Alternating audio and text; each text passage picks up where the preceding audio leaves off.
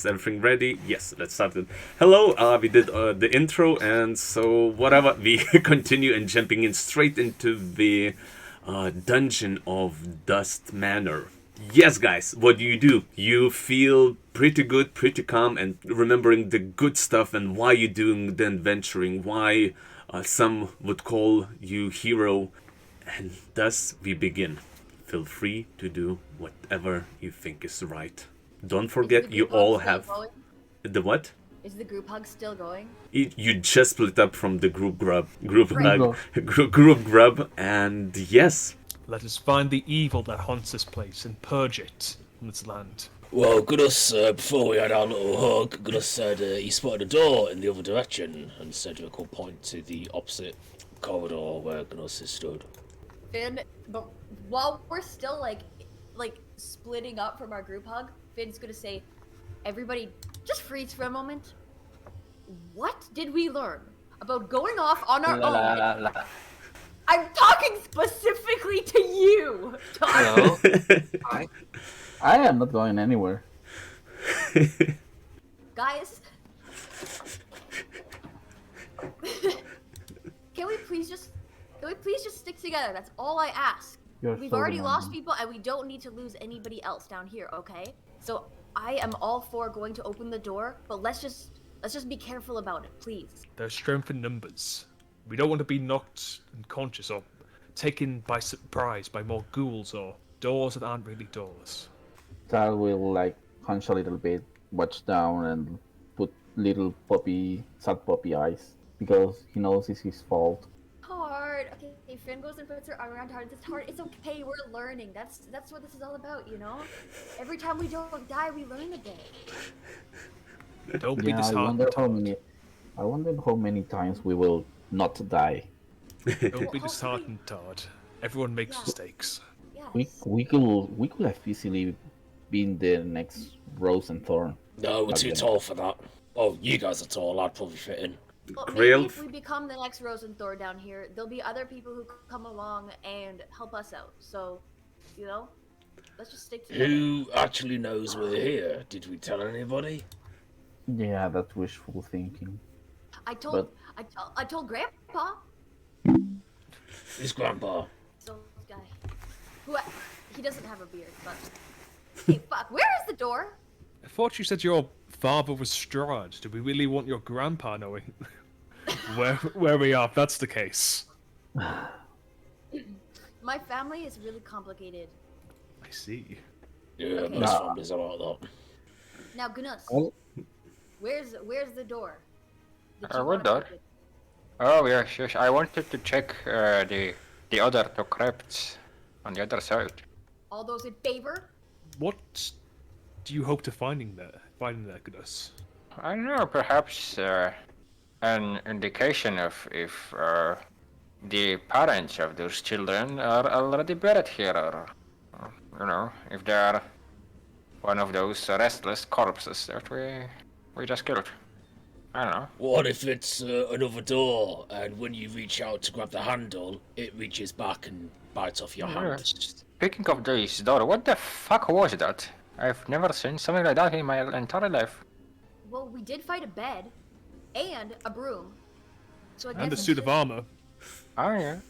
now to the list you have a door as well. I mean, this door was like honestly much more iffy than any of before Really? encounters, but yeah. Did The bed was did you have a look at this thing? These doors had so many teeth and their tongue. Oh my gosh, it was so long. Holy shit. That But girl anyways. It's really cool how you grab that tongue. Okay, well, thank you. You're welcome. You seem to be It was- quite a proficient fighter, even without your arms and armor. I've had some practice. Your Time point. that I do not have my usual garment, but I will do with what I can get. Thank you for complimenting me. Crail, you feel a wetness behind your ear. And pretty fast, Behind my ear? wetness and saliva, and as you turn it, you'll see a doggy trying to kind of peek out from the backpack and lick your ear. and whimpering slightly. Oh, Calm down now, Cedric the Third. What is it? Do you sense something? As you like try to pat him, he sniffs your arm and try to lick your fingers. You can roll animal handling, maybe, if you're trying to understand what is it. 15. Yeah, pretty fast by the gesture that it's licked your fingers and kind of sniffing everything. You feel that, oh yeah, doggy didn't eat for a while. He's probably hungry. Ah, yes. I will take Cedric the Third out of my backpack, place him on the ground, and give him one of my rations, and have one myself. Ooh. He seems to be super excited, waving his tail, even though this is kind of smelly, stinky, wet place, but for doggy it does not bother that much, especially when so much food is on the floor. He's excitedly eating stuff that you gave him. Excellent. We all had breakfast as well. I don't have too many rations, but I have some I could probably spare. Talk about this. I basically have nothing since we were robbed at the caravan. It would be if you'd be so kind, I could really use a snack. Of course. Do Crail you think will there's now... some food down here? I truthfully wouldn't trust anything from this house. what about like? Would you guys eat a mouse? Finn's gonna look around and see if there's any like mice or bugs that she could eat. For the Where rest is- of the, Finn's gonna keep her eye out for mice. Okay. Give me a perception roll for your eye keeping on mice. Rats, Okay. centipedes, and stuff like that. Finn rolled a 6. Beautiful. Yes, what you guys want to do? There is a... Krell's gonna hand everyone who looks like they want a ration. We need to keep our strength up in this place. Sure. Perhaps we should take a while to recuperate after the fight we've just had. Our hearty meal and, share our insightful comments as to what to do, what not to do, and how to proceed. Yes. Tard, how are you feeling? You got the worst of the door there. Perhaps we should dress your wounds and come up with a plan. No, I Maybe think we I will be should, fine. I will try to spare my healing and my powers to when I can take better advantage of them. I can handle myself pretty fine. I just will try to not separate as much as Finn said, and be a little more thoughtful and more careful, not just rushing whatever. Sometimes, the adrenaline rush, the whole excitement still get the best of me, and I rush head on without taking that much care. Just try to stay back this time, okay? Like, at least until you get a proper rest. Try not to rush things too much, at least. It still We weird are not we being in the already back. lectured him. Don't worry, Tard. It'll be okay. We still It- love you. It sounds that you guys, while eating and deciding your future plans, you taking a short rest in here? Since Tar said that he did not want to, I don't know. Anyone else feels like having a short rest? Eating and planning, it's almost like it push you halfway. You could spend another 30 minutes on top of that and get a short rest if you guys want.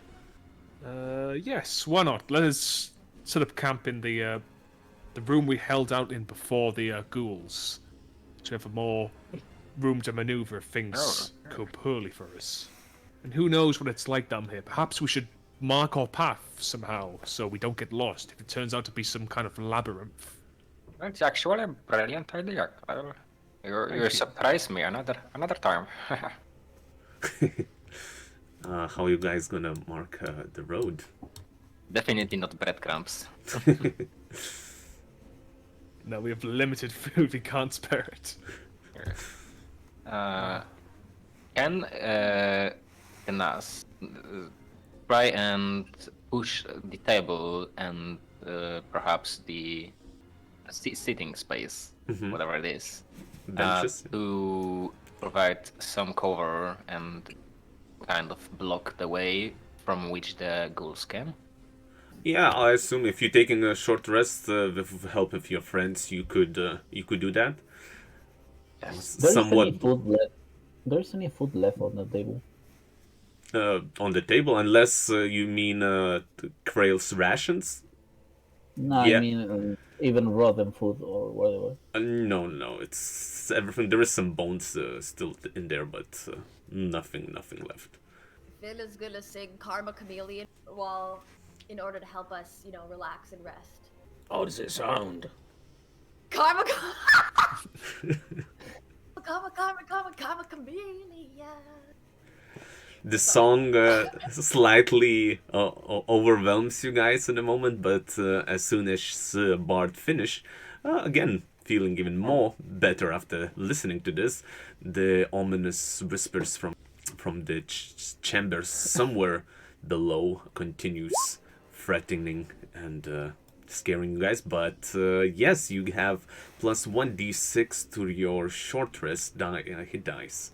So those who want can start Put doing. Gnus before sorry for interrupting you, but I did not find the right moment to do so. But before the short rest, Gnus would like to use the second win to Yeah, regain sure. some hit points without this. I will use my Harness Divinity power to regain one spell slot. Oh, Ooh, I shall do the same. Damn. Huzzah!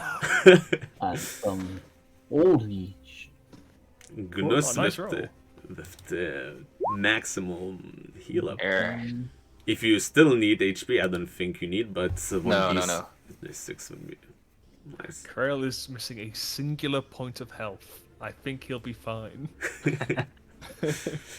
Yeah, after spending around 1 hour just looking around and resting, listening to the songs, talking about the future plans, you feel much better and easier, even though nightmarish visions of the past night and kind of like withdrawal effect, like a little bit shivery feels and ominous thoughts still haunts Finn, Gnus, Cedric, and Tard. But you feel all rested. Doggy also had his stretch. He's wanting to jump back into the backpack as he tries pulling on the pants. I'll place Cedric III back in my backpack. He eagerly jumps in and kind of hides from the outside. Yes, what you guys want to do? The place felt you still heard like steps around, some growls and some whispers, but nothing really approached you. Well, fellows, where should we check now? Should we venture deeper into where the ghouls came from? Perhaps I they were. saw some stairs from that way, going even deeper, Perhaps. like this way. If you wish to go that way, let me take the lead. Yeah, I would definitely not be in the front. I already have one too many naps today. Well said. Does anyone else have any other ideas, or shall we descend deeper into this basement? Maybe we should check if the mist is gone and we can finally just leave this place. Maybe the door was the evil that Rose and Thorn were talking about. It was a pretty evil door. I fear that may be optimistic, and evil still lurks in this place. As the Crail Why do you think those ghouls came up from the ground? Is that a normal thing? Where do ghouls usually come from? I've never met one before. Yeah, Before they are Crail, not we like have. close though. As Crail says, Finn, you probably a bit optimistic. His words are being more empowered by the chanting heard in the basement, in the dungeon. By the what? Excuse chanting. me? I fear whatever evil the children were referring to is likely related to that ominous chanting we've been hearing. Perhaps we should venture to its source. Honestly, I've just grown so accustomed to it that I've stopped hearing it at all. Didn't we? Can you guys tell if it's one person chanting or if it's multiple people chanting? That's a good question. DM, are we able to Yeah, by are we now, able to glean how many voices it might be? definitely it seems as a crowd. Hard to say, is it 6 or 12? It's hard to really understand the words that it's saying, but it says that the echo makes it maybe even sounding more than there is. So it's hard to say, but it's not one definitely. I do not know, Cedric, but it sounds as if a whole choir of them are chanting in chorus. Hold on a second, this isn't making any sense. Now, we've just been sat around for an hour, but before that, we had a pretty loud fight. Really loud. Like, if I was in a different room doing some chanting, I'm pretty sure I would have heard that. And if it's a group of people, I'm pretty sure a lot of people would have heard that. Why haven't they come looking for us? That I cannot say. This feels like a trap. We should all be very careful. Perhaps they cannot interrupt what they're chanting. I don't know. Maybe they're trying to rush the chanting to finish before we get there. Yes, And that's they're right. trusting that the ghouls will take care of us. Finn joins in the chanting. Deadly, no. Oh, sorry. Sorry, it's just really catchy. Please, we don't know what this, whatever that ritual is trying to achieve. Let's not accidentally be part of some dark ritual. Okay, so do we check back the other halls we didn't check? We go this way or this way? Yeah. Are we able to determine what direction the chanting is coming from? Once he was fighting in here with the ghouls and stepped a little bit deeper, it seemed that it was coming from below, and in this area it was more heard, but then again you was fighting, so it's hard to say, but definitely past these couple walls the chanting was a little bit heard a little bit more clearly. Well, Todd, the chanting sounded loud in the southern passage down there. I vote we go that way. Be my You guest. have my sword. Oh, hold on. Yeah. You have my.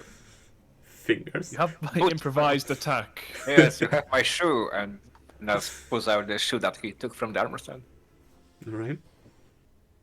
No objections for Crail to lead the way. Before we go, Finn's gonna look again for another mouse. You look around, but long decayed bodies and skeletons and kind of mushy grounds and darkness does not reveal any mice. Let us be off, fellow companions. Crail starts descending. Pharrell is going to cautiously step forward, keep an ear out for anything that might be lurking around. And also occasionally looking back to make sure he's not being separated from his companions. Finn? Get perception roll. Yeah, Finn. Finn is gonna... She's gonna cast Mage Hand and make the hand, like, walk across the floor in front of Crail to check for any floor traps. To see Okay. if it'll detonate the traps. Alrighty. Describe it a little bit how the hand is checking. Just by walking? Yeah. Okay. Like the hand is acting like a spider, and it's gonna just be like kind of walking along the floor, Alright. making Alright. sure that, yeah. Alright. Most of these floors are covered with dirt and kind of mushy substance. Hard to say exactly what it is, but yeah, both dirt and something else. Yeah, doesn't seem that hand triggered anything. Perception of Crail as he looks around for danger. while leading the group. Crail has rolled an 11. And 11. Alrighty. Please continue. I will try to stay like in the back, just at handstand of Crail, Mm-hmm. and praying all the time to give him guidance. Okay. Nice. Crail Just move like- forward. Come on, please don't make another door. Please don't make it another door. Please. Crail will move towards the downward staircase. As you move in here, you already a little bit decipher the words. You don't know the meaning, but you hear chanting a little bit, getting a shape of some kind of words. It says, «Он это вечность, он это земля, он это вечность, он это земля». And it continues and continues. Does anyone else hear that? The words are more clear. Is if somebody will approach you or closer to you, they will hear the same. Where they token stand right now, they don't hear it from there. Cedric, are you not going? Yeah, well, I'm following. I'm just making sure no one sneaks up on us and that this guard fellow actually does his job for once and is of some help to us rather than standing in a corner, crossing his arms, looking like a pathetic coward. He's going behind Tart and just brushes his shoulder from dust as you talk. Don't be so hard on Pelagius. He seems like a great guy. Nods. No, he doesn't. Guys, are we I doing just- this or what? Oh yes, we're doing this. Cedric, I think that I should be the last in the walking corridor because Gnus points down at his body. I'm kind of armored and I have a shield, so I guess you'd better keep in front of me. Where'd you go? Tart, can you give me a perception roll? Nice. Okay. Ooh, As you bold.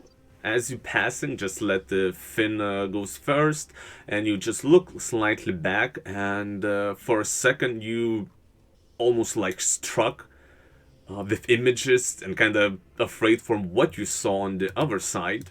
In here, you notice with a glimpse of your eye with the corner, a face, a familiar face that you've seen before. Face of Strahd. But you saw it just for a second as you was passing, as your vision captured it standing by the end of this room. The Guys, face. I see there is something fishing around there. There's fish. What is it, Taj? I will. I don't know what this is. I just clamp a glimpse of it, so I'm not really sure. But I saw something weird from there. I will point with my hand. There is like a bigger room in there. You won't believe, but I thought I saw Strahd's face. How do you know what he looks like? We've told you. We've seen him. We've come face to face with him. We killed him. Or at least we thought we did. Or we're gonna do it. I don't know. Maybe he's another ghost like the kids. Or perhaps you saw a mural or a statue. But Strahd's not supposed to be here yet. It's I not mean, supposed to we're have a different. reflection either. Yeah. That's a pretty bad point. Tad, what, pray tell, do you mean by yet? We kill him in the future. Then why could he not be here now if we truly have been transported in the past?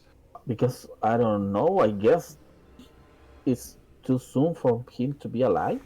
I How mean, much do vampires live? I do not know. He might actually in fact be dead because if you really remember what we discussed with the people at the inn before the gates, we reached the gates to Barovia, they told us that their master have been absent for around 6 years, and that's how long we've been here. That's when we presumably killed him. Yeah, So maybe we killed him in but- fact. Maybe he is That's actually true. dead. We went, if you didn't notice by the state of the house, we got even farther back in time. Oh, Tart. It's okay. And You will time get works- it. It's okay. No, No, I guys, mean- he did say that time works different inside Barovia. The tavern that we were in wasn't in Barovia. No. So maybe the time Yes. looks different in here than it No, even but did. when we entered this house, it was like all crumbling and dusty and all the stuff. And when we slept, the house is now completely changed. I dare to say we traveled even further back in time. Oh, hold on. Oh yeah, it just completely eluded me. Yeah, Do that's you why think now it's all wooden and more new than before. that's what I'm saying? Cedric, you were dancing around saying we're time travelers again. Yep. This is bad. You guys, if Strahd is alive, then we are in big trouble. We have to get out of here. Hold on. If we have gone back in time, then Strahd doesn't know who you are yet. He hasn't met you. Uh, Because you haven't been born yet, because what, you're like 20 or so? And if we've gone back in time further than that, then you're not alive here yet, so he doesn't know you, and he doesn't know the rest of the people, so he doesn't know who we are. Means we've got the upper hand, we've got some 120. sort of advantage. I gotta say, you're a better time traveler than I am. I gotta say, I got to further expand on that. If we actually did went back in time and Strahd is alive and well, he still would not probably recognize you, Finn, because you really changed over those You know, guys, weeks. we need to get moving. Yes, yes. Doing all this chat in the Yes, middle oh of my the god. wall. The chanting is getting more frivolous by the moment. To stop it. Do we check this or do we don't? Yes, yes, we. Oh, the strat. This No. room, whatever. No. It's playing No? tricks on us. Like the whole night, this house been playing tricks on us. We need to get to the bottom of this. Whilst agree with everyone Gnus. is talking, Cedric's gonna really squeeze himself up against the side of the wall, and he's gonna try and be sneaky. And he rolls an 11 on his stealth, and in Cedric's mind, he's disappeared into the shadows. Whoosh. Tarder rolled -2 in intelligence. Seemingly all this time travel talk hurt his head. Well, Synchronous, perhaps this house is trying to distract us so it can mass its forces. Let's continue to move towards the chanting and stop whatever ritual's taking place. So we'll try to sneak and move one step forward, trying to get a better glimpse of this room. All right. Just Gonna one. arm around Tard's shoulders and kind of walks with him so that she could like easily hold him back if he tries to like go down the hallway. All right.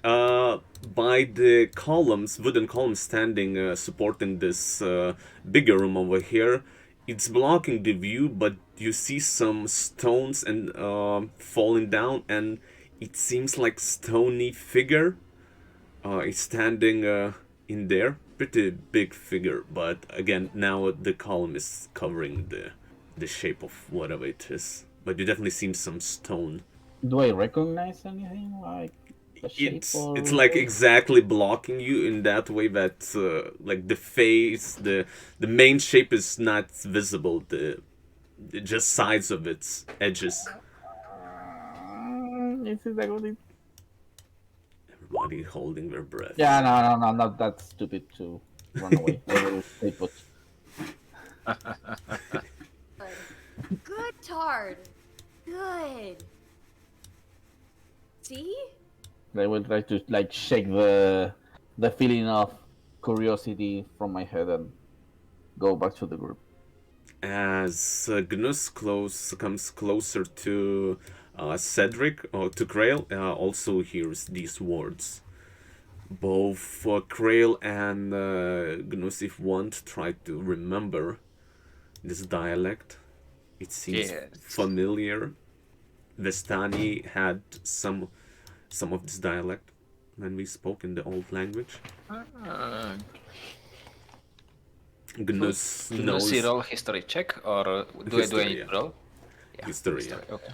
Both Crail, since it's from this time, this language is not too far. He came across of this language.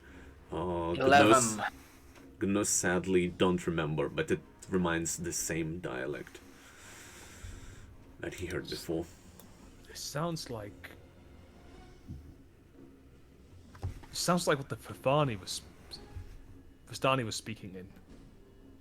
Он это вечность, он это земля, он это вечность, он это земля.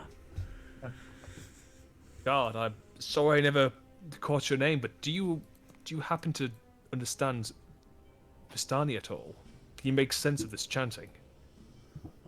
He, let's roll his history as well. He says, I know this dialect, but I never truly spoken much of it and learned it. But this, obviously. I've not heard it before, but I do speak it fluently. With a natural 20 on the die, or 22 in history. But it does sound. I had my master talking about similar words. It says. Nana song is song in this language. It says something about someone is being ancient, and someone is being the land. I'm not sure if it's correct translation or not sure what this means, but something about someone is ancient and someone is land. That's- Another word for land is home. So maybe they're talking about someone who belongs here. Pelagius, I knew you would not disappoint us. You're such a great asset. I'm glad you are with us. Not in battle, though. So we are on the crossroads. Which way we go? The chanting got louder as I got close to the stairs here. Yeah, let's proceed this way, then. That is the sound. Carefully this time. You see a stairs descending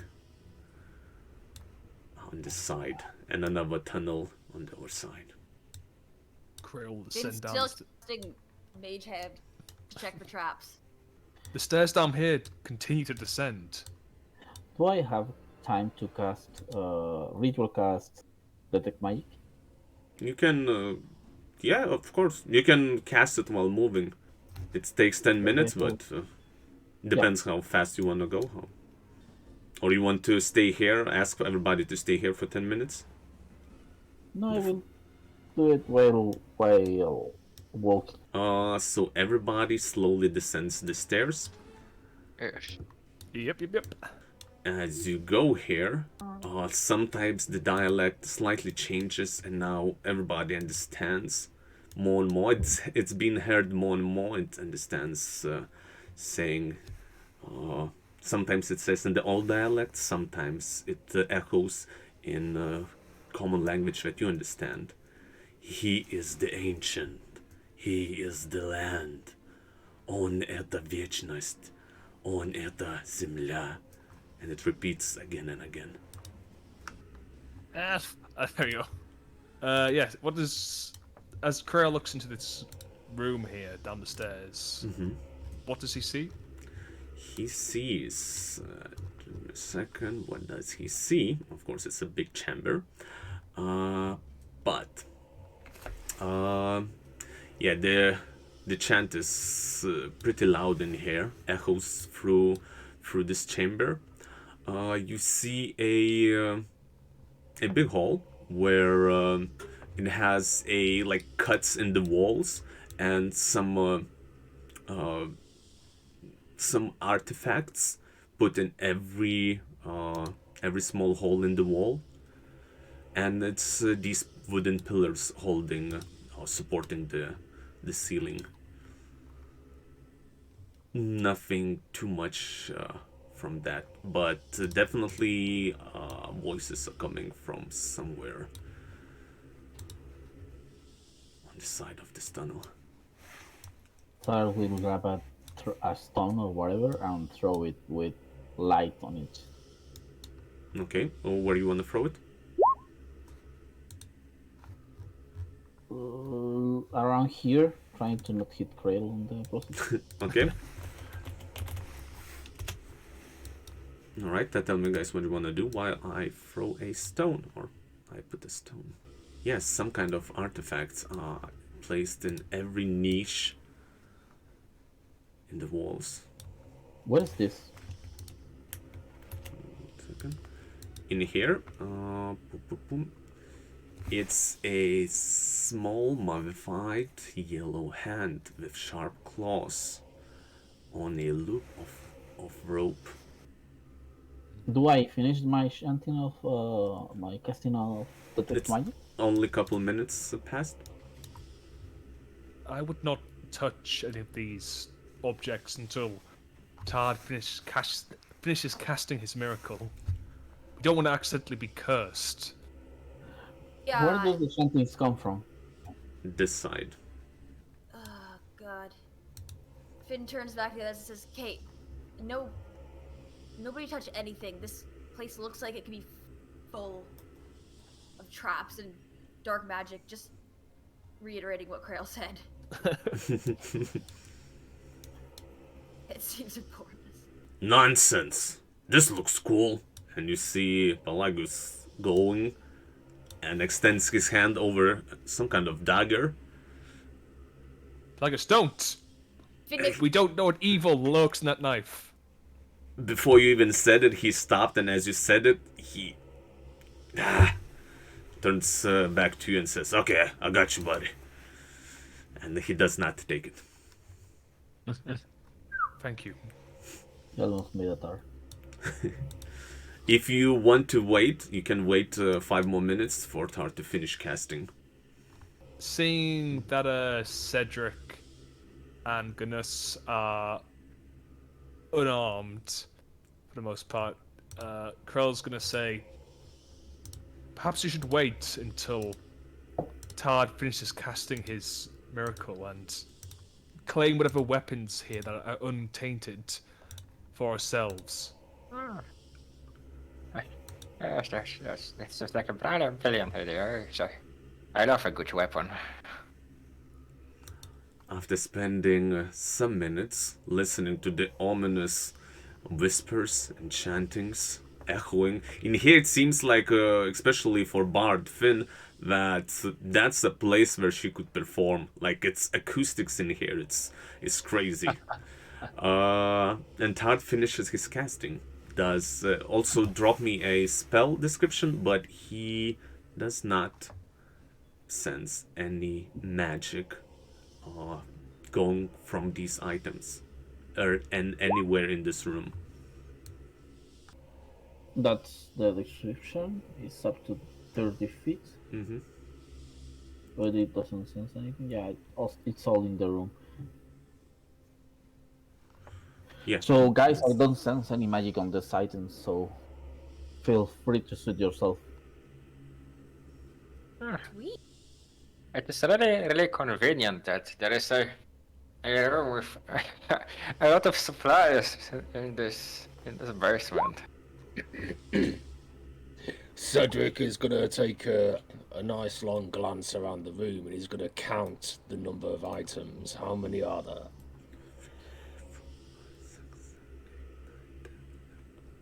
13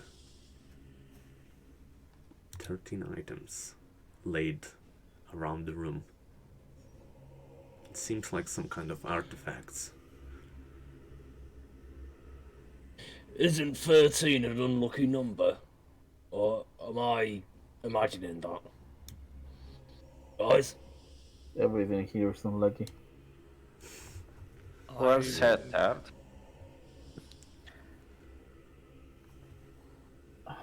I believe some people view it as unlucky, yes.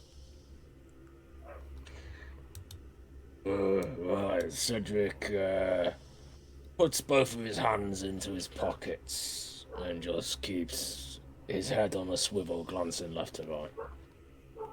Righty. Is there...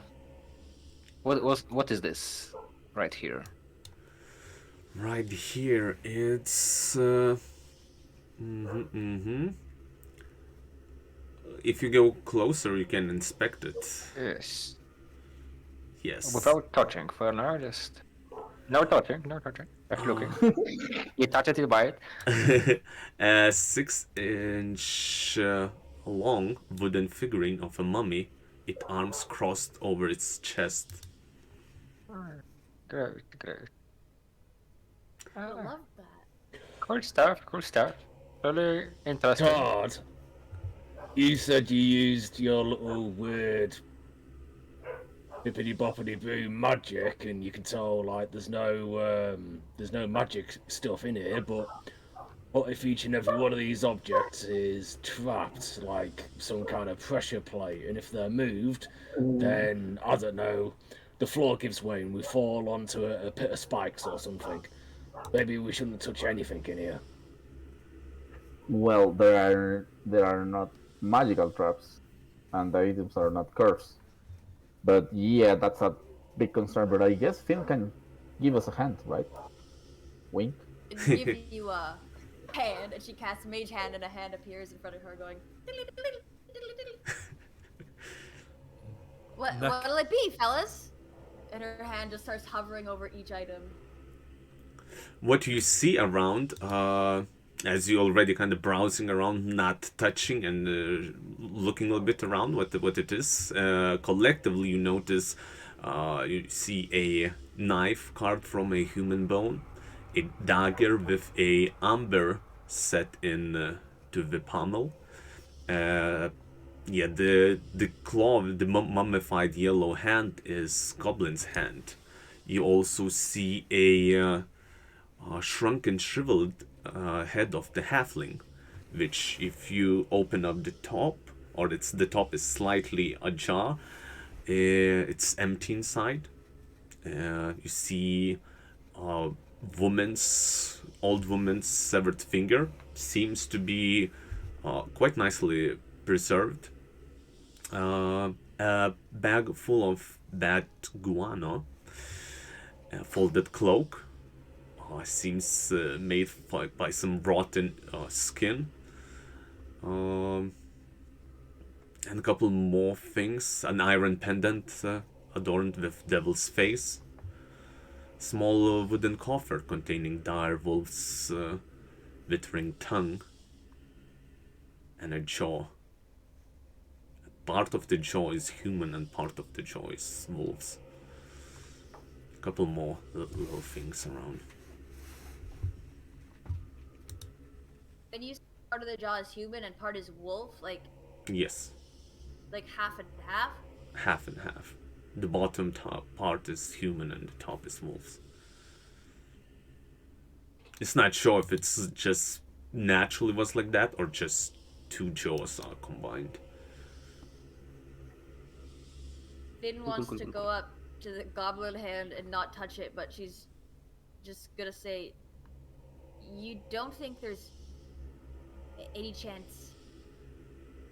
And she just gestures to the hand, unable to finish her sentence. While she's saying that, Gnus is mesmerized by an 8-inch diameter varnished orb made from an eye. This eye he saw before. Can't remember where, but it's a scary looking eye. Or maybe he remembers. Did Gnus see this eye through the window on the first floor? No, he saw it a long time ago. Oh, long time ago.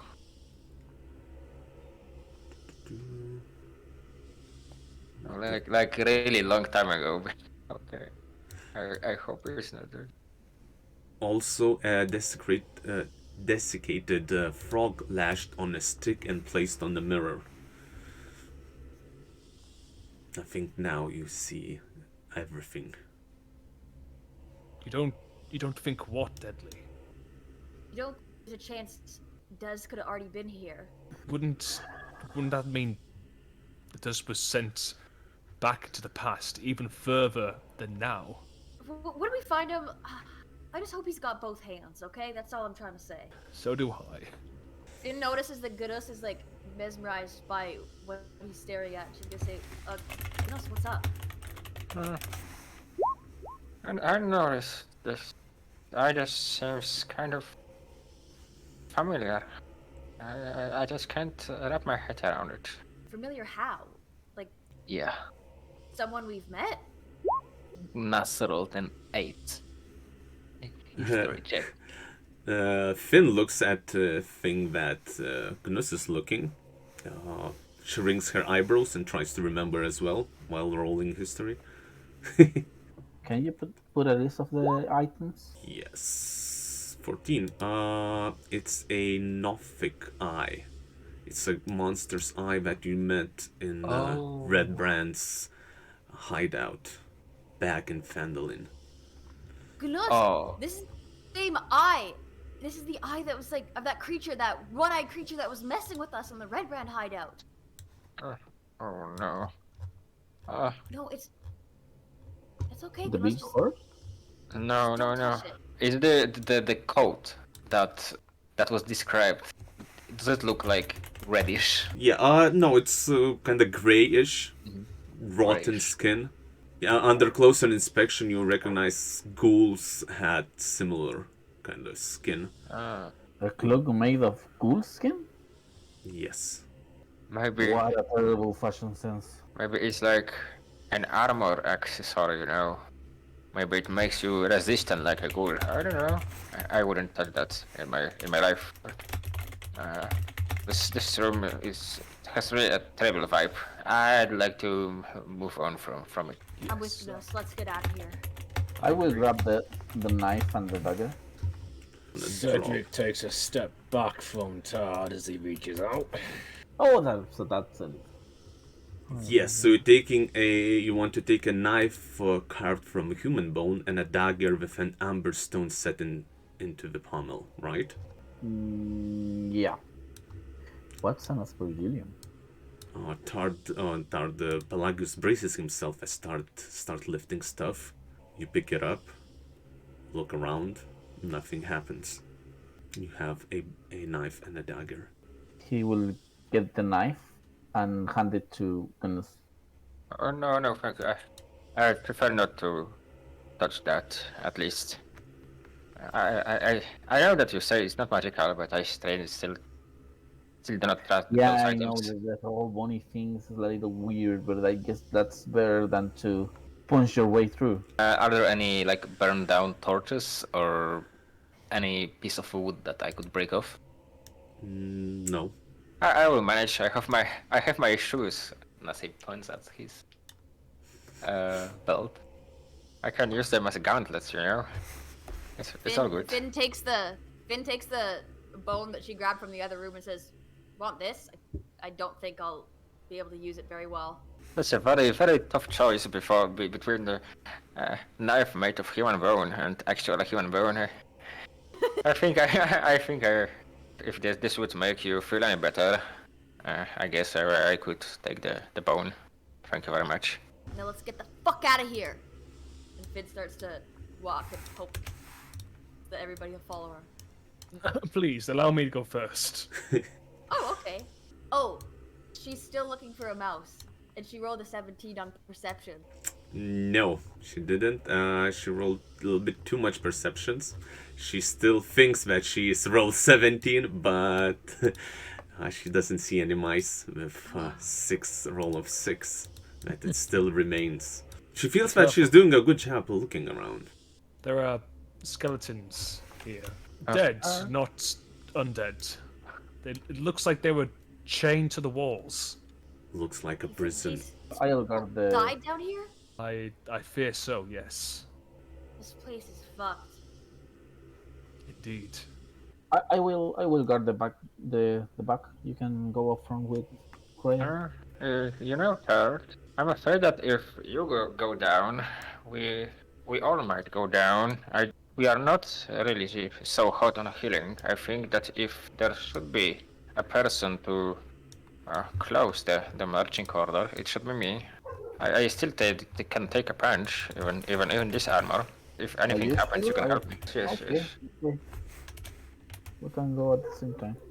Yeah, at the end of this place, you see at the wall, there is hanging another skeleton, like with his arms up, is chained to the ceiling. It has only one who wears a black tattered robe. Looks almost like a cloak, like a robe.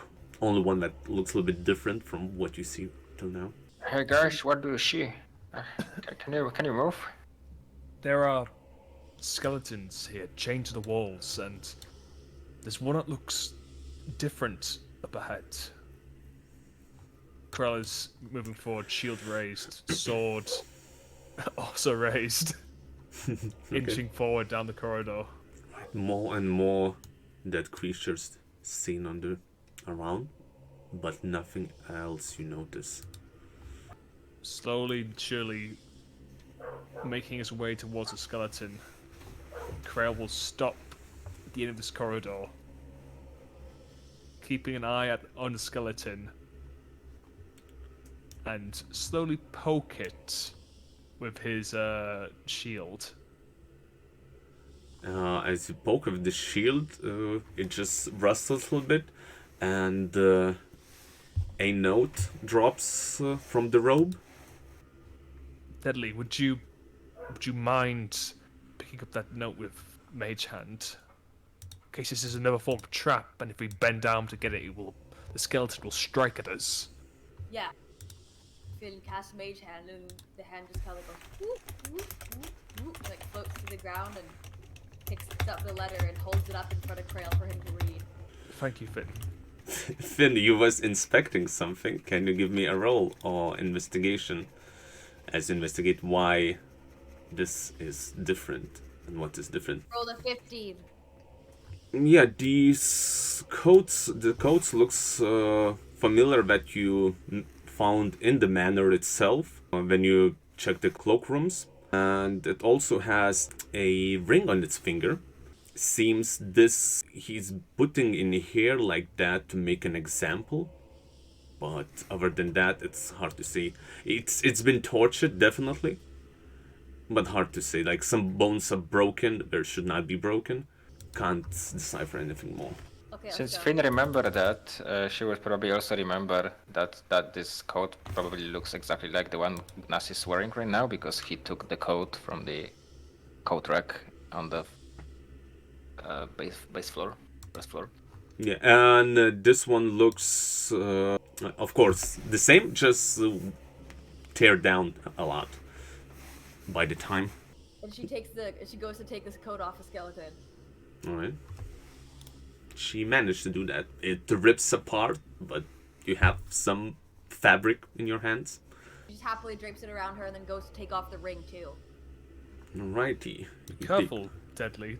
Show some respect. From his bony fingers, you crudely take off a golden ring. Do I feel any magic still? Is the detect magic effect still running? It lasts 10 minutes. Nope, you don't feel any magic. Are we getting closer to the source of chanting? Yeah, you're pretty close. It seems it's going through the walls and through the room that you just came from. Cedric, as he's walking down the hallway, glancing left to right, and looking at all these skeletons, he starts to count, and he gets further and further closer down to Finn and Crail, and he stops in his track. There were 13, and there were 13 objects. Does that mean anything? Perhaps these were 13 sacrifices to some ritual. Pelagius lets start pass and kinda seems to be impatient. Finn, Oh! Deadly. What does the note say? Finn just says, "Fuck, where's Gnus? Fuck." Then she just reads it. Alright, can you read it for us? It's ironically rat. It's a picture of a cat. What? Yes, scroll it down a little bit.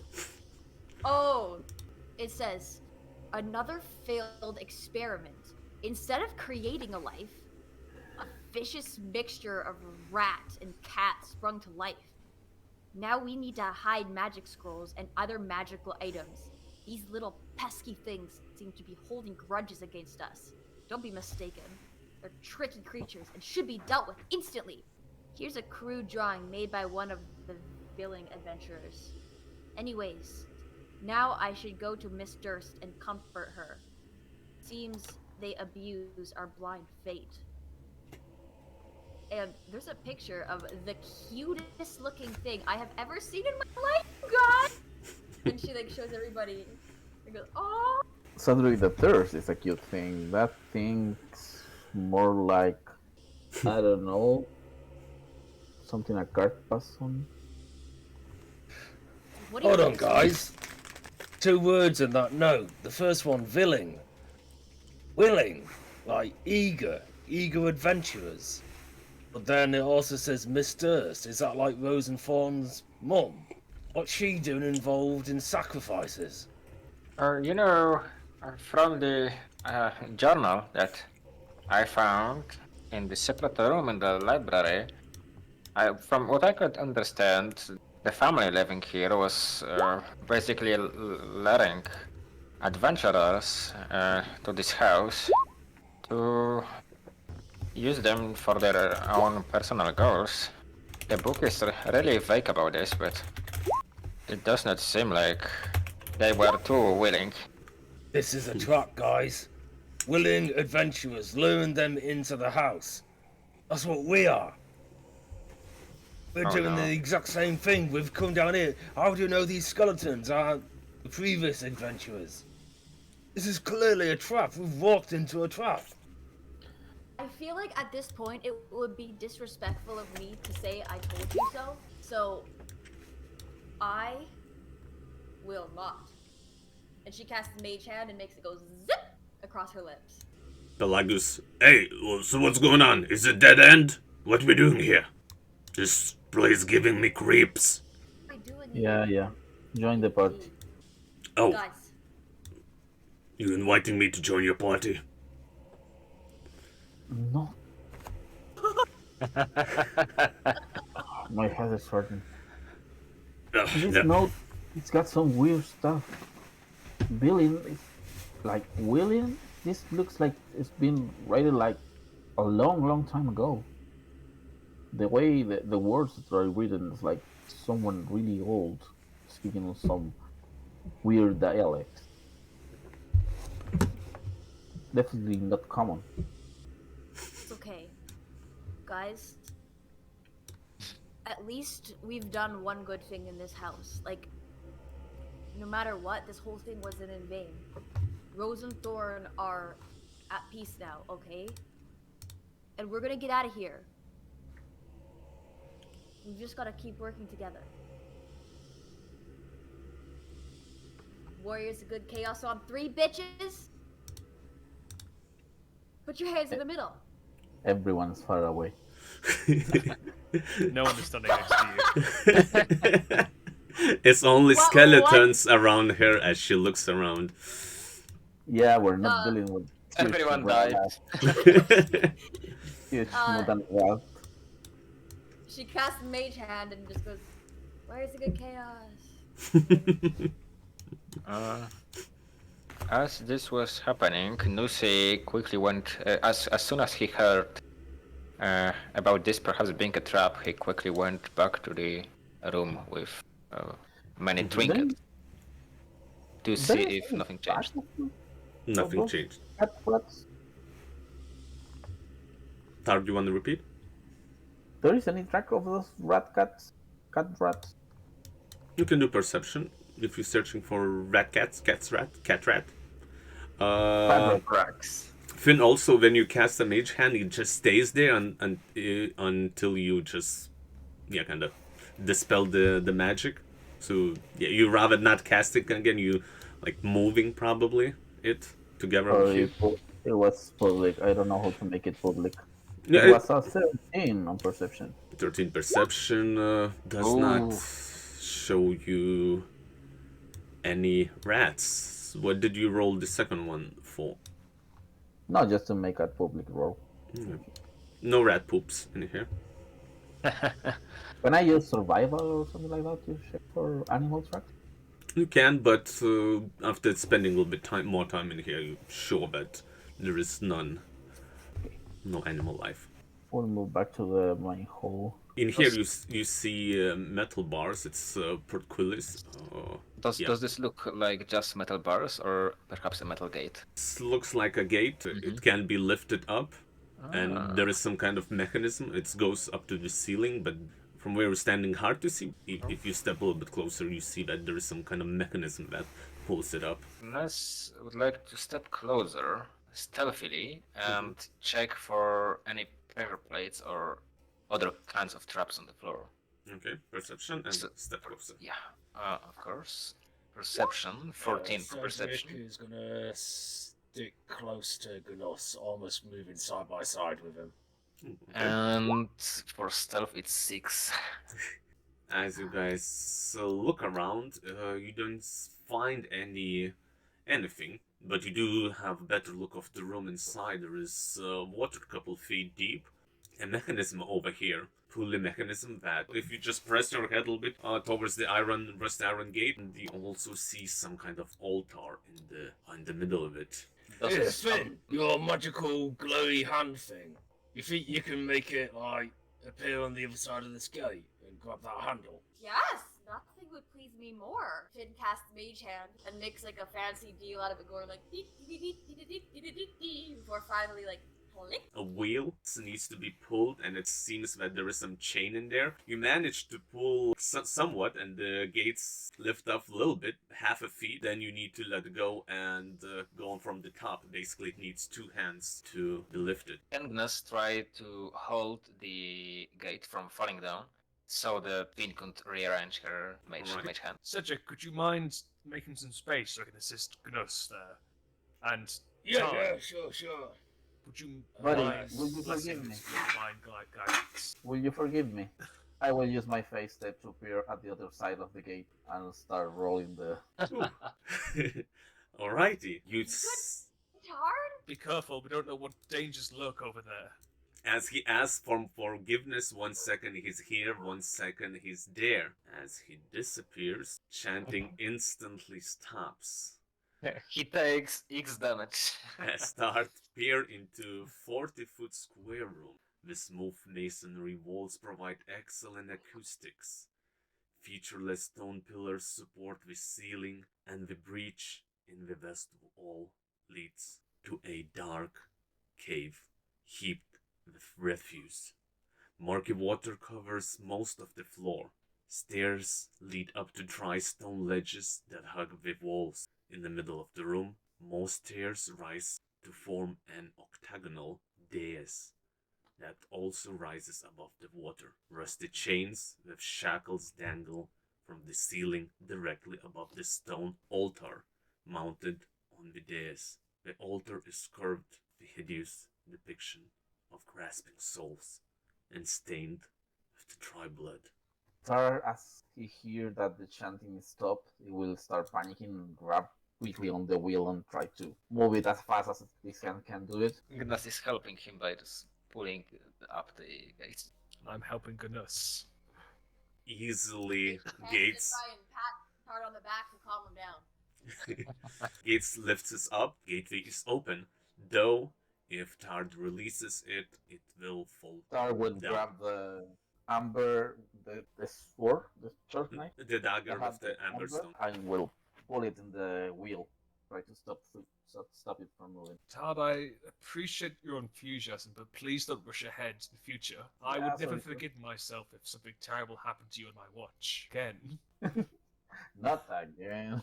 Tar will move like back and wait by the gate and wait for everyone to. Gnus walked into the room. Does it seem like the water is giving us resistance as he's walking through it, so that it would be hard to perhaps maneuver if any combat occurred? Not so much, it's not that deep. Any sign of magic ritual or whatever happened? Where this was coming from? Since you guys took so long in there, it's 10 minutes past. But you had some feeling while you're standing outside. You had some feeling of the magical glow somewhere in the room. Crail will center himself for a moment, close his eyes, and then take a deep breath in and use Divine Sense. Are there any undead, celestial, or fiends in this area? In 60 feet of Crail. You feel all the room full of some evil. Something pulsates from here. But all the room pulsates with evil energy. More certain point is here, but then again, all around the room feels odd. There is something evil in the south there. Crail point with his sword raised. Did you smell it? Yes. It does actually smell awful for others as well. It seems that lots of bodies, ghouls or humans or some other creatures, kind of bunch of meat, rotting meat and flesh rotting away in there. Definitely Look like smells fun. guys. I don't know. It seems like this room is just going on and on into the darkness. I don't know how long the room is. Everybody too much worried and paranoid to answer. Apparently, is my wonderful stealth roll still in effect? It probably is. Yes. Gnus, like a shadow, slowly move towards other side of the room.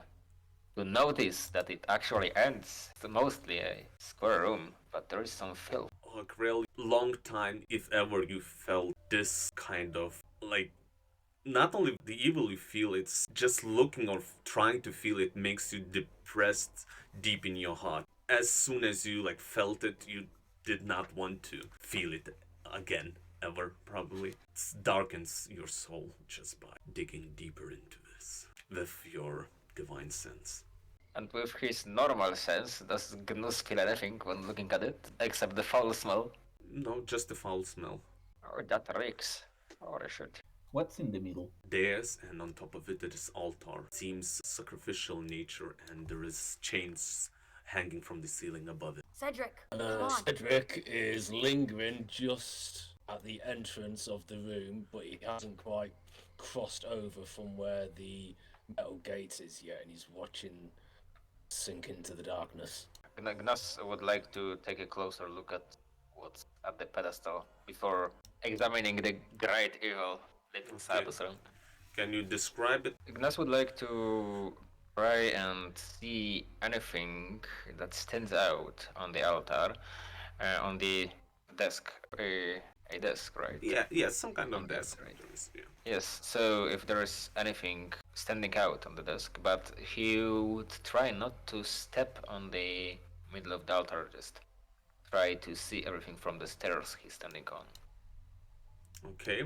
There is a couple things on the altar. There is a dagger on top of it. There is dried blood on the dagger. Chains like hanging on top of it, like plenty of blood on the dried blood on the top of the altar, and a dagger Okay.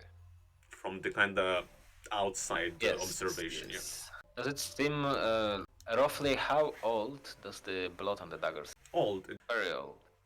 Yeah, it's pretty old. You know, it's other things that you notice. Some things were centuries old. You know, this seems a bit more fresh, but definitely old. Does it seem like there is anything to notice from any compartments that he could open, or anything that obscured when he's on the stairs, but he could take a better look if he got on the pedestal on the center? Well, it's hard to see. Can you roll me perception, actually? That's 18. Wow. Yeah, you see plenty of carvings, like around and on top of it, and you don't see like the top of the table fully. There is, you know, some dried blood and just the colors and the knife, but on the sides of it you see mostly on the altar there is carvings of the depiction of rasping ghouls. This altar is really making me feel uncomfortable. I really do not want to step on that. Finn, would you mind climbing on top of me? I will give you a lift. And could you try and see on the altar itself? It's like so much fun. Bend down, I'll get on your shoulder. Gnus bends down. Finn goes like, "Ugh, ugh," and like steps on his shoulder. Okay, I'm ready.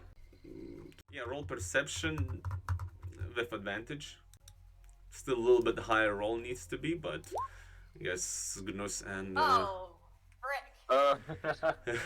you see some kind of markings on the table, like the dried blood is covering it, but yeah, you just see that there is something scraped onto it. There's markings on here, but that's about all I can tell. Can you get any closer? I don't think I could get any closer without stepping on the altar. On the pedestal. Okay, put me down. Here I go. Thanks. Hey, Otar, did you notice anything? Not yet. I was watching in case it did something while you were investigating the altar. It seems like there is something on the altar, but I don't really feel like going closer to it. Gnus, don't get too close. Deadly too.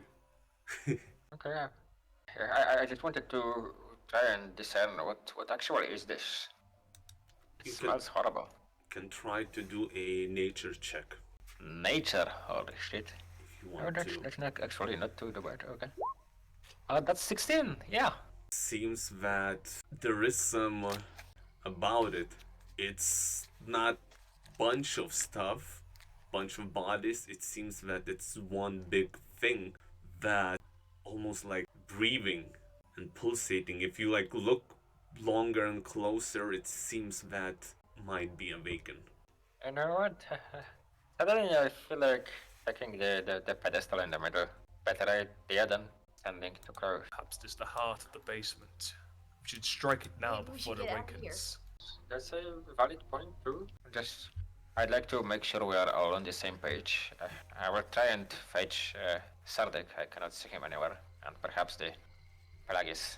While you're walking away, you feel that probably almost same that Crail felt, that it's great danger hiding in there In where? As I'm passing the middle or from behind my back? from what you investigated just now. Oh, is that right? Yeah. How's it going in there? Do you find anything? Yes. It seems like there is something alive, perhaps. Not alive, also.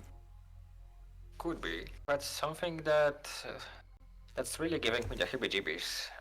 I think that might be the monster that the children were talking about. I believe if we want to get out of this house, that's our best bet. What Crail said, and striking first before anything that it is strikes at us. Right, so you wanna poke the bear? Okay. Well, Cedric looks up at the gate that he's not crossed yet. I'm getting the distinctive feeling that this is a trap, and that if we do anything, this gate is gonna drop and trap us in there with whatever's in there. So, Cedric will turn around. Oi, Plagueis! Oh, yeah. It's safe over here. Yeah, come towards me. Use your feet. Walk across towards me. What's happening? Come here and I'll tell you. He steps closer, but seems suspicious. Come a little bit closer. It's a secret. I gotta whisper it to you. He shakes his head. You're not fooling me, small person. You don't strike me as though trustworthy, and whatever's in there, it might be a trap. What I'd like you to do is stand directly underneath this gate with your hands held high, so that if this gate drops, you will catch it, and that we will have a way to escape. Yeah. This is a death trap. He thinks for a second. So I'll be both one step here and one step inside, one step outside. Yeah, that seems logical.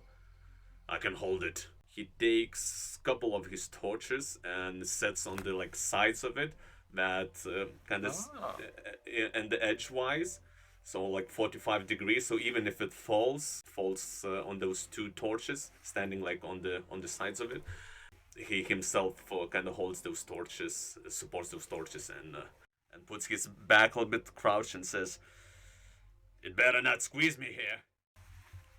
Don't mess around." Big guy, I'm sure you could take it, and Cedric will finally step inside.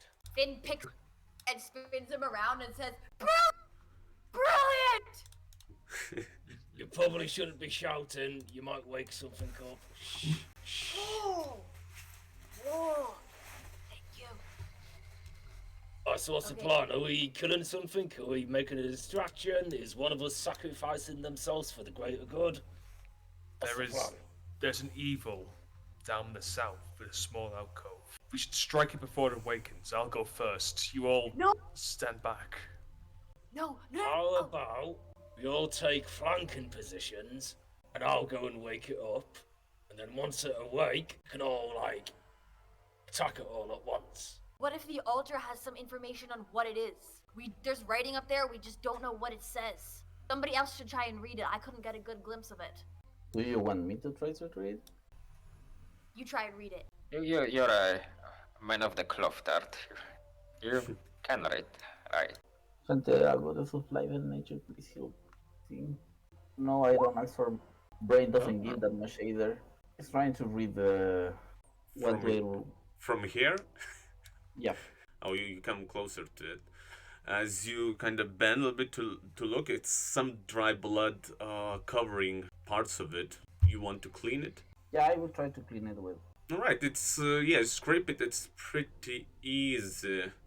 It reads the same thing that you start hearing. As you scrape it, it reads one. You scrape the second word, must die. As you're reading this, everybody notice from the ceilings apparitions of dark figures, dark cloaked figures, descends from the top of the ceiling, slowly surrounding, encircle all this area. As it lowers, it starts chanting, "One must die. Один должен умереть. Один должен умереть," and continues, "One must die." And then again, in other dialect, "One must die. Один должен умереть." And these ghostly figures holding torches that subtracts light into them. Nothing else happens. Rush out of the circle. The circle, do you mean the altar or the The apparitions? people that are appearing, or I will try to rush to ledges. As they scream, "One shall die," you feel as its all house reacts to you step. It's almost like a small earthquake. It shakes everything. The altar shakes a little bit. The dungeon shakes a little bit. Yes, the chanting ignites. Every step you take, it shakes.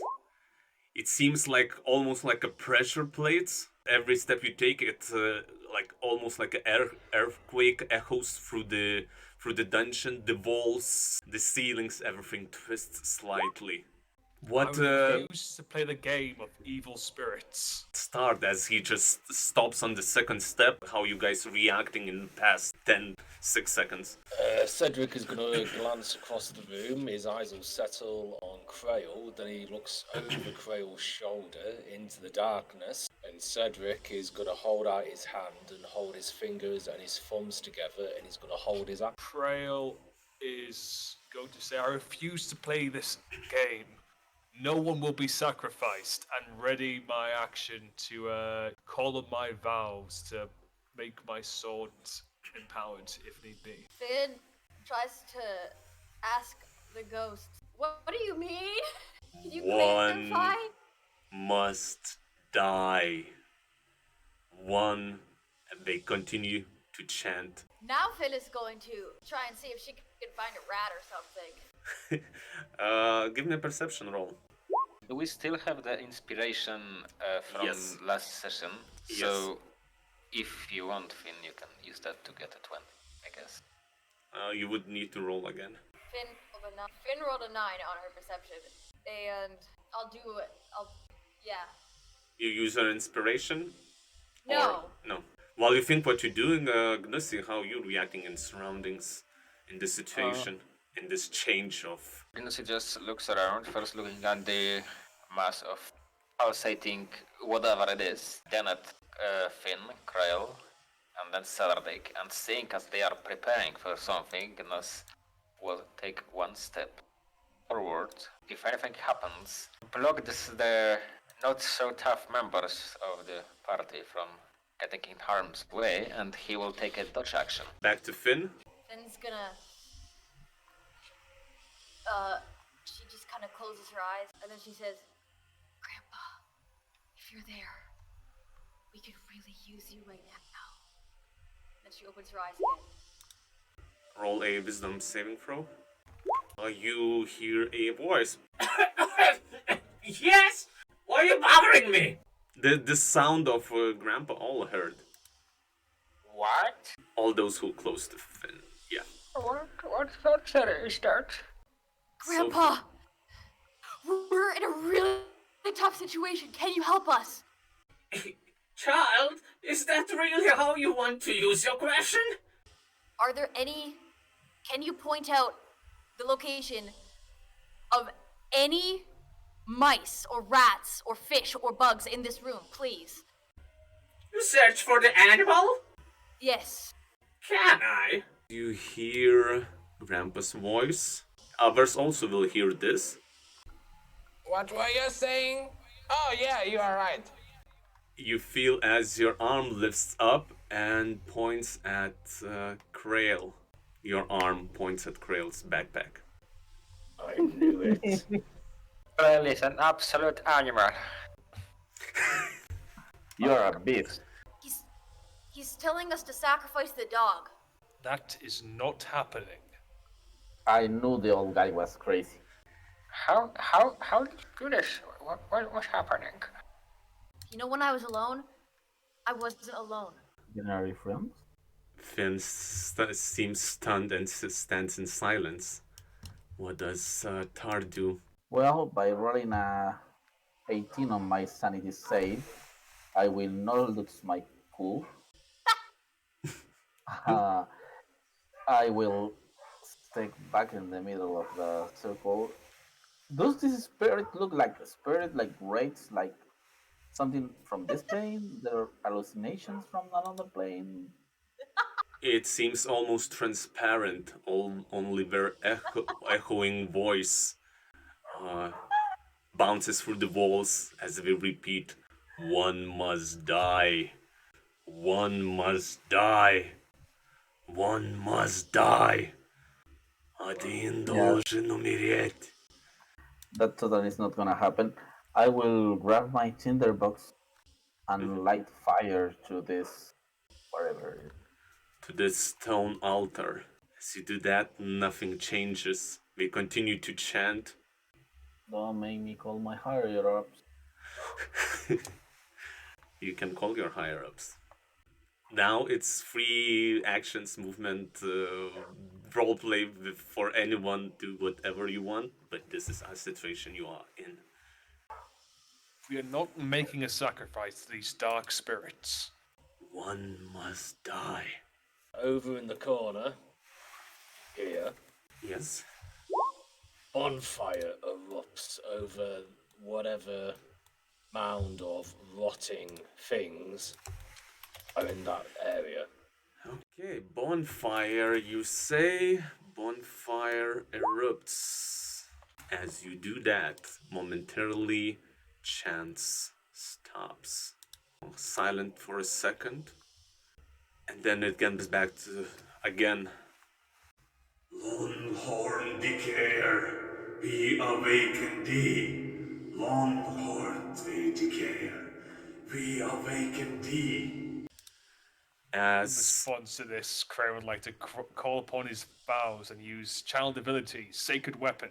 as the fire erupts inside of this flesh, you hear at the same time a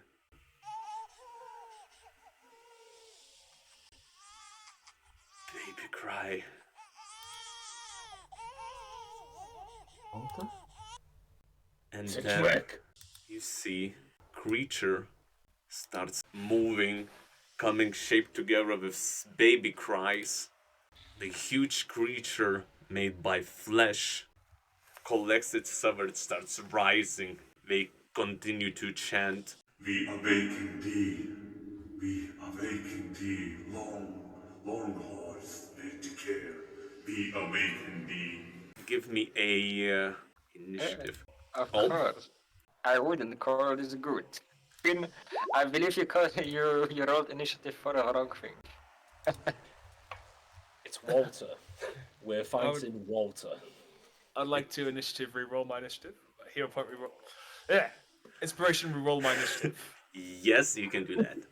Then I Fucking call A for Nice. Also, a DM's inspiration goes to Crail for amazing oath that he gave after our last session. Oh, yeah. Another inspiration goes to Crail. Gnus would also like to use his inspiration to reroll the initiative. You can do that. No, save it for when you die. Save it You for have another not The night. actual What the fuck, fuck that's is exactly the happening? same. It's broken, what the fuck? It's exactly the fucking same. Oh no! I This am is going afraid to reroll mine. Don't re-roll it! No, I'm not doing. Finn, you rolled the initiative for the spirit thing. What? Okay, let's see. Yeah, Finn, roll on yourself initiative, please. Oh, it goes on the thing. Oh, I see what you're saying. It's looks like plant, but it is from the flesh. Dexterity saving throw. It fails. It give me a damage that happens before the initiative. This damage. The damage is 6 fire damage. 6 fire damage. We gotta sacrifice.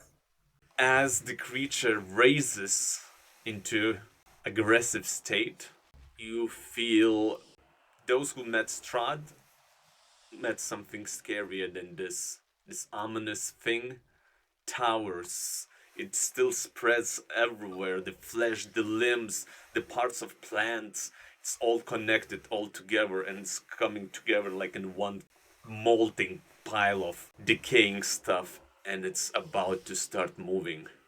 Cedric still has his hand held out after he clicked his fingers. He looks at the thing that's now on its feet, and he opens up his hand, and he crunches his hand into a fist, casting Sap and Sting. And I'd like a Constitution saving throw, please. Oh, nice. Fails, so it takes 3 points of necrotic damage, and it goes prone, giving advantage to anybody who attacks it on this turn. Then backs up a little bit towards Pelagus, taken in the room, steps up onto one of the run of stairs, and then bonus action, Cedric will hide by a natural 1. He bumps his toe on climbing the stairs and yelps loud yelp, dragging more attention to him than he would be just not even hiding. It's Pelagus' turn as the chant changes one more time.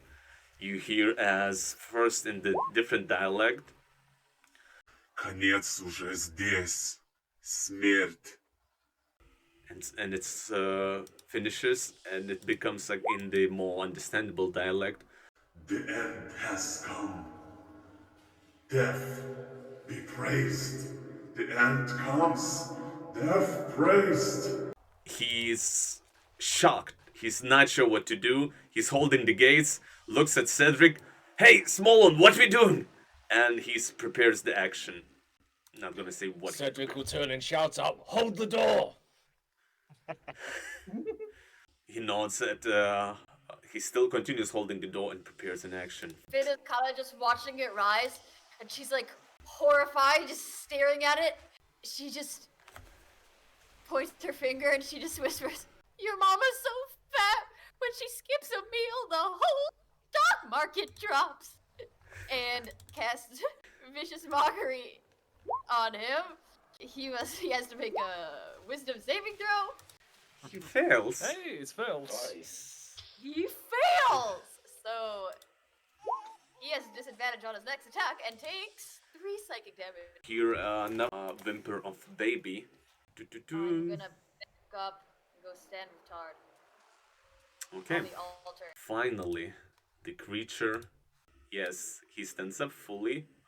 First of all, trying to avoid the bonfire. Somehow it spreads around the bonfire.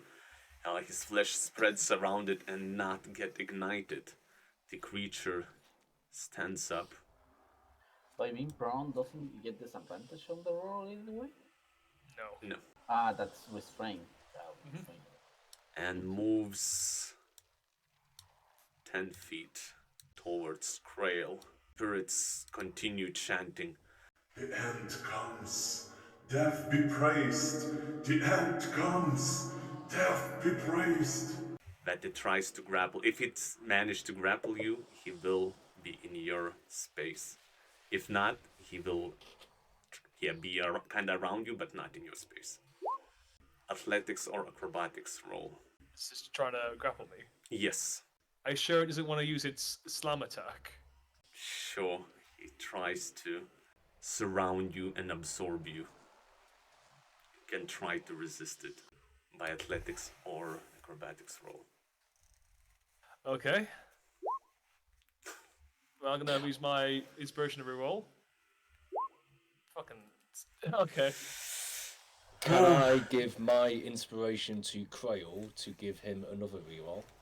You can if you want, yes. I'd like to do that. Thank you. Okay. My god! Natural one. It's Whew, natural 1, 4, and 2. Grapples you. I will. You know what? I will throw my inspiration point there too. Let's give you one more nine, I chance, think. Crail. I know you can do it. No, do you want to reroll one more time? Sure. You know, 19. 12 times the charm. Very close, but no cigars. Hard. What do you do? I will. You see as the creature tries to grab on the Crail and tries to pull him inside. I will cast Guiding Ball level 2 because fuck you in particular. 13 does not hit. Everything is fine. Everything's fine. Yeah, that will be my turn. Brace yourself. Shit the bed. Crail is going to attempt to break free with an athletics check. Woo! Ooh, Ooh. he manages to break free. Should Oh, put damn. down. Bonus action, cast Shield of Faith on myself. And I'm a +2 AC. Gnusy. Unfortunately so. Gnussi cannot run away. Gnussi would like to step 5 feet closer to Crail, then try to, as he's just getting free from the slimy mass of flesh, he will talk to Crail. Oh, Crail, you should get out of here, or it's going to grab you again. And he would like to use bait and switch maneuver to give himself bonus AC, and this would be 4 bonus AC to me. And switching spaces. Oh! And Gnassi would try and make an unarmed attack towards the creature with a nat 1 to hit. From now on, nat 20s, I think. You try to hit it with your unarmed attack. It seems too many limbs everywhere, just wailing, and you're hitting something, but nothing really of the substance. You continue hearing them apparitions chant a little bit more, and apparitions themselves disappear. But the chant remains. Okay. Cedric's gonna peer out, spotting a little beastie just past Crail and Gnus, and Cedric is gonna wave his hands around and he's going to cast Hex on the beastie, and I'm gonna choose strength ability checks as disadvantage for the beastie. On this action, I will once again hide. And that'll be my turn as Cedric disappears from this mortal realm. Thank you very much, Cedric. Belagus is holding it and says, "Shouldn't we run? Shouldn't we get out of here? Guys, We need to end this thing. I'm afraid he will end this. Look at this thing. I never seen anything like this in my life." And he seems debating running or not, but he prepares an action. Finn is gonna agree with Pelagius. She's gonna say, guys, I don't think we can take this. I think we should leave. Chard? Not a single chance we will run this time. What? You say so. We're here to eradicate this evil and give some rest to Rose. We can't eradicate any evil if we're dead.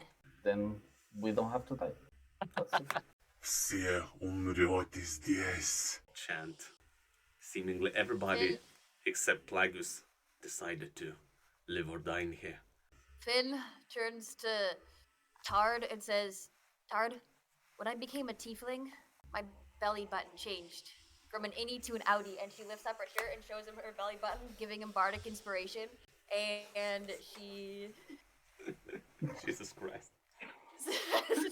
Technically, says- should she earn a hit? I'm very button. Mark that you used one bardic inspiration also. For my action, she just says to the guy across the room, your mother is so ugly. She makes onions cry.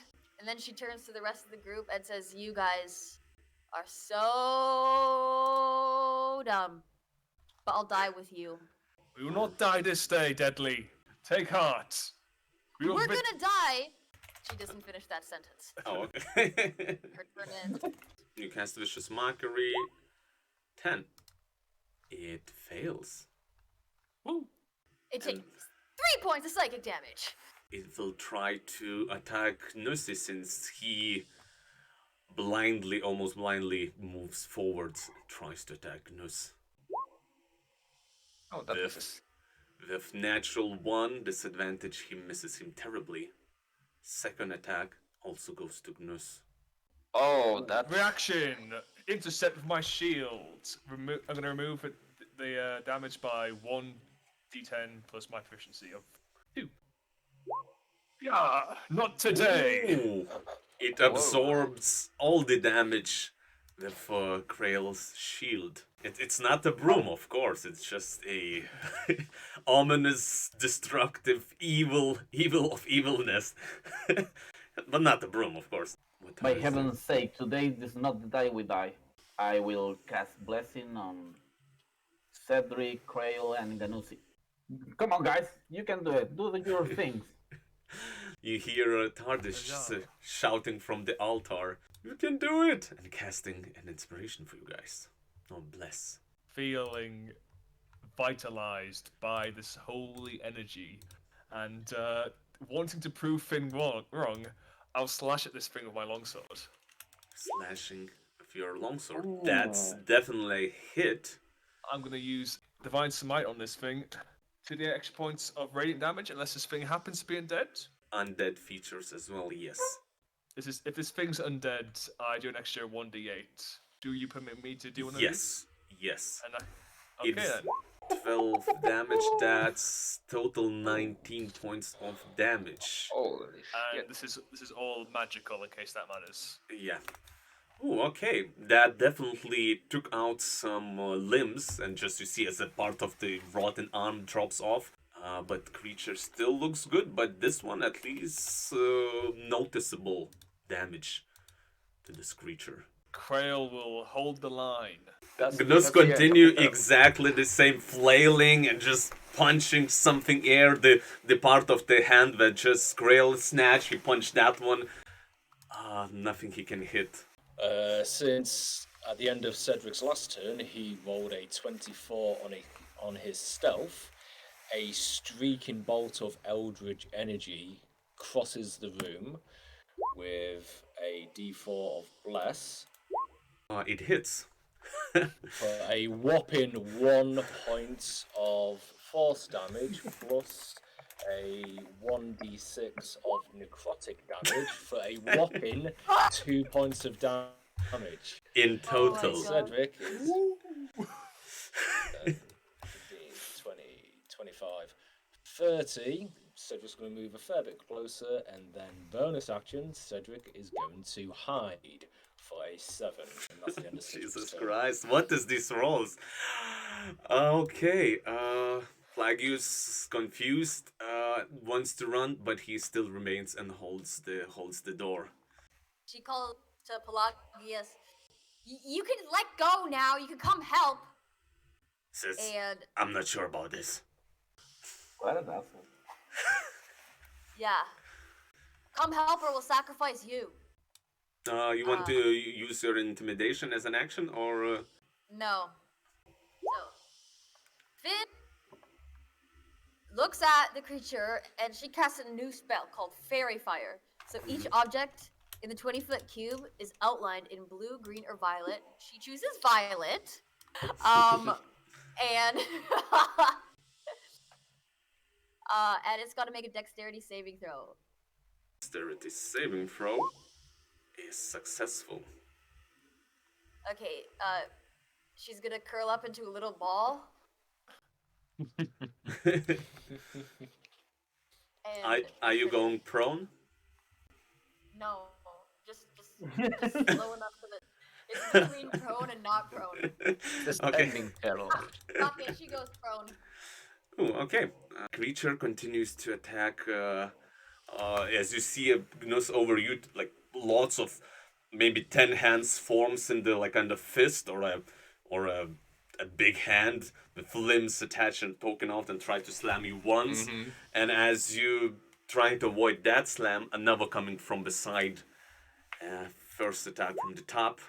Oh, today I am going to use my shield shield emblem to reduce that down to a normal thing for 18 instead of being a crit. Yes, second time you use it, and that takes from a natural critical attack to a simple attack that still causes 18 points of damage. Yes. 18. Yes. Sorry, can I just interject for a second? The Yeah. slam attack, is that strength? Yeah, but it's not a check. Yeah. It's not ability check. Another attack against. Oh, wait, wrong. Against Gnus 14. Okay. Gnus Hold on. I think 14 doesn't hit. 14 just hits. causing 20 in total, 38 points of damage. Yes. I am down. Gnus is down. Gnus is down. DM, can I get another dexterity saving throw, please? Finn, roll a insanity check. You see as Gnus falls from the first attack already saved kind of from the Crail, and it managed to avoid at least part of the damage. The second one just slams the Gnusi and just like crushes him into the water and is submerged under the water as the creature moves in on top of it and engulfs Gnus. Gnus is not visible. Gnus is. As soon as the creature with Not one limb, visible. with one big fin kind of crushes it, the whole body just moves over the Gnusi. Oh shit, it's a creature my shot that I can see. Finn, I think that piercing on that belly button Arauti will be raped. And he will rush towards this thing, will use his bardic inspiration to shove prone this thing. But hey, they're gonna not one. You manage to push it prone. Does he drop Gnus? Can I Does see not. Gnus? It does not. No, you don't notice on your turn, Gnusi. You just managed to just pull. It's lots of limbs. Maybe one of it was Gnus's limb, but Sorry to interrupt, but since he's now prone, this is just a mechanical question. Does the monster now have disadvantage on everything? no. Oh, On it's basic attacks. melee Okay. attacks. No problem. I used my action. Yeah, I only have my bonus action, so I will use my bonus action to cast Spiritual Weapon. Spiritual weapon. Ooh, that's a hit. Nice. Yeah, I need to pull an icon of Spiritual. All right. And that will be my turn. Crail. Okay. What's that? I'm gonna hit it with advantage. Yes. 20 total Is for a hit. 11 points of slashing. 11 point of slashing damage. Is that magical? Yeah. While my while my psychic weapon's up, my attacks are all magical. Nice. I'm also exuding light. Creature now feels that it has some damage, but it's still very powerful, still very active, still very devouring, engulfing everything in its path. The moment I get a crit, I'm using it. This divine smite this thing into hell. That's a turn. Gnus, private death saving throw. Cedric. He has less for the save. Yes, of course.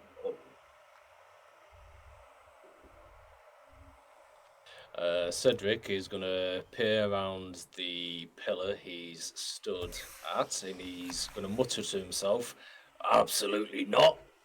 And then he looks the creature dead in the eye, and he says the word, "Retreat." I need a wisdom saving throw for the command spell. Wisdom saving from. Okay, interesting. Do I have something on the saving ones? You've got blessed. Don't add a 1d4 to it. Ah, okay. Good to know. Thank you very much. A 16 is a success. Yes. So, Cedric is going to move even closer. By 10 feet, he's going to duck around a pillar. And then bonus action, hide for a natural 20. And once again, Cedric disappears from this plane of reality. Nice. Behind this stone pillar, Pelagus screams, "We need to get out of here! We need to get out of here!" Let me see something. Okay, that's... Will not flee while that thing has Gnus. Seems to be still standing and holding the thing. Finn, you are prone. Finn uses half her movement to get up. Okay. She uses the other half to stand right in front of the creature. And she just reaches her arms in and tries to grab Gnus. She is blinded by terror, and she's just gonna reach in and feel for him. Okay, give me a grapple roll, athletics. You try to kind of just push yourself inside, try to uncover, push the limbs, push the plantish tentacles away. But you are just a bard. You not excel at strength. Don't manage. It moves too fast, too strong, too big. And then she says to Crail, "Stop trying to get them to fight this. We've got to grab Gnus and get out of here." We need to cut Gnus free. It's the only way to get him and out. then let's go.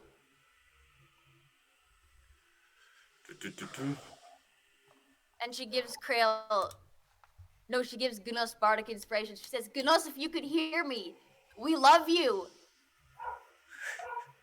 You can try to do that, but give me your bardic inspiration description.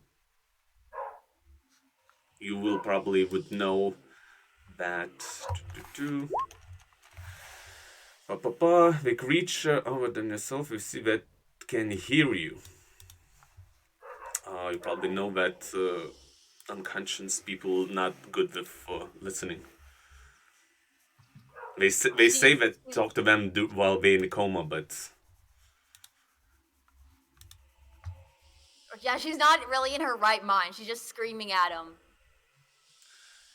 Hey, you try to scream. Good for you.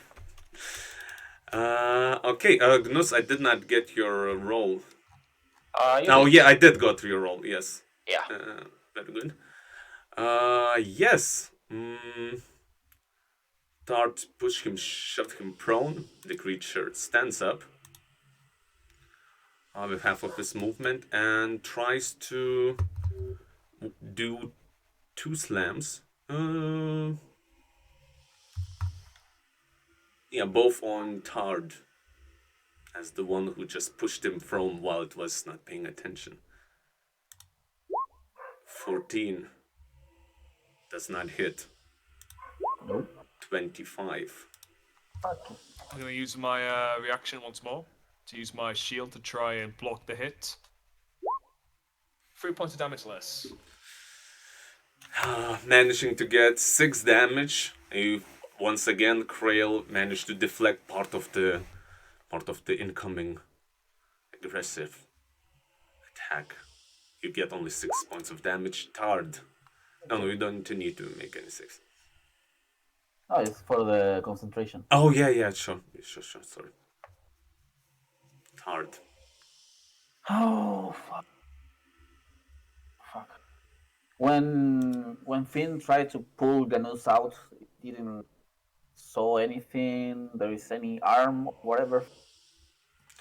Time to time, you see as like leg of Gnus pops out, but it's not often. It just maybe you saw it a couple times already, as all of it's kind of moving inside of itself. Can I cast a spell that requires line of sight if I am? Probably that would not be successful, or that would be really hard. And what about the touch spell? Can I like touch the Again, one? again, that would be just a like small chance. It would be a dice roll for me. It's a small chance if you notice if it pops out or not. It seems that it's trying to keep it a little bit deeper to the center. Yeah, I will shove it prone again. Try to shove it prone. Okay. Pum, pum, pum, pum, pum.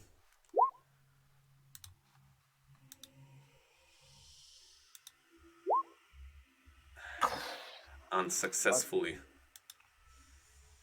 Yep, I will hit it with the spiritual weapon. With the spiritual weapon. And that is a miss. Crail. Okay. Everything fails around you. Crail's going to drop his long sword and try to reach, if he can, in and wrestle Gnus free.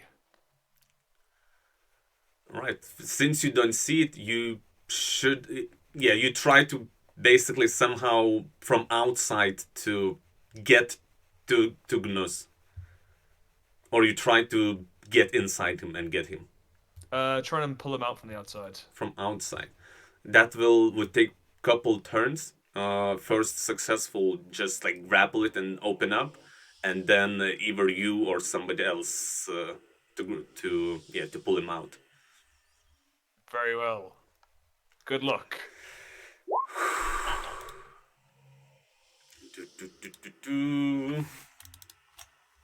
Another roll. 11. 11 is successful. Oh. Gnus, get out of there. That's my turn. Gnus, do your magic. Cedric, in private, of course. Oh, but of course.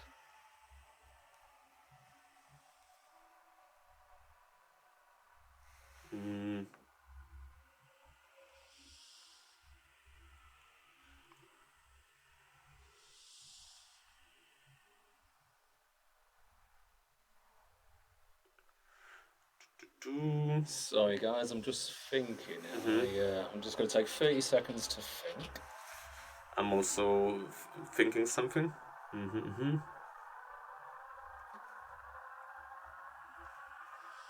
thinking too.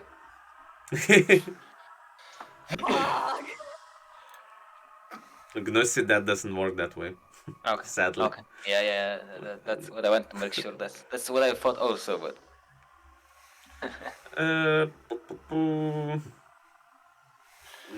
Okay, let me see.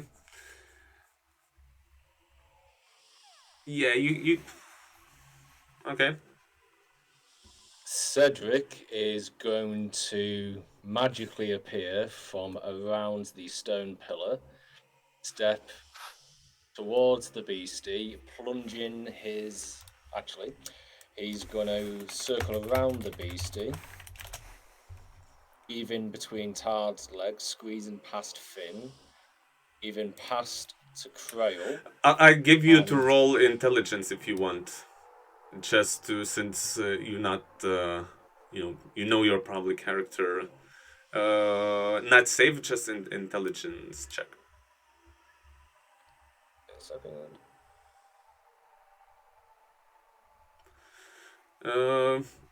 You understand that whatever you're trying to do, the creature would have to have some specifics to be affected by it. Okay, well, Cedric's going to go ahead with it. He circles around the creature. He's going to plunge his hands in, following the track of Crail's hands, where Crail was aiming, and he's going to try and latch on to Gnus. Alright, to give another athletics roll. Athletics. 18 to beat. Too small, and you And yeah. bonus action, disengage, and for the last 5 feet of my movement, I step 5 feet back. Righty. Pelagius standing there holding.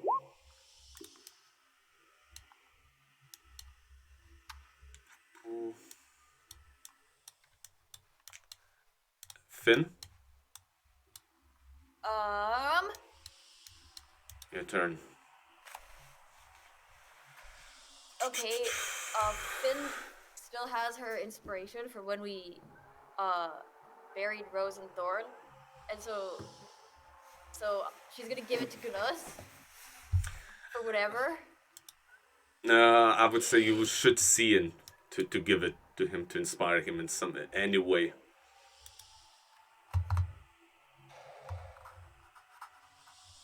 That's Well, usually. I see his leg, don't I? Not really. You can tickle my foot. It's always moving, and by this turn, no leg was seen. It's engulfed completely.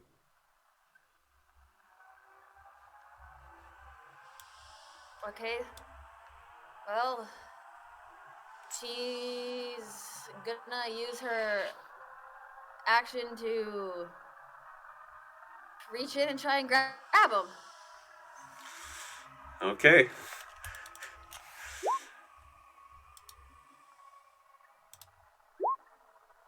Nine. You manage to push away at least some of the tentacles, some of the limbs, and for you, Crail and Tard, you see a leg or two legs of Gnus. At the same time, as you open up a little bit or grab a couple opportunistic moments where it's a little bit more open spaces, you manage to stuck it and it's not closing. You see Gnus is laying with the tentacles around him, and in front of his head, you see a baby crying. Body of the baby. It's not easy to see something, but you recognize that it's a baby. Shambling mound. I use my bonus action to give bardic inspiration to Tard. Alright. Bardic inspiration to Tard as the creature. Since you holding it, he will try to slam you, Finn. 16. Does it hit? Yes. Shield interpose. 11 less damage. Ooh, 9 damage only. 22. And then it's 16 damage. Finn.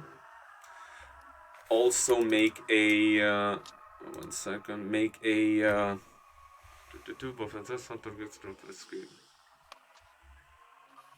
Mm-hmm. Let's really see. Both attacks. Yes, the creature squeezes past Tard and Crail and engulfs Finn now, spitting out lifeless body of Gnusi on the ground. Tard. Lifeless, also our unconscious. Well, not really sure. It's under the water now. Chances are to be taken. I will use the Balm of Peace, and I will touch Gnus' body, Crail, everyone. regaining 2d6 plus 3. No, 2d6 plus 4 to each. To Finn. Like, to when I see him golfing at her, I will throw to the. You try to jump in after the fin? Yeah, to try to touch her.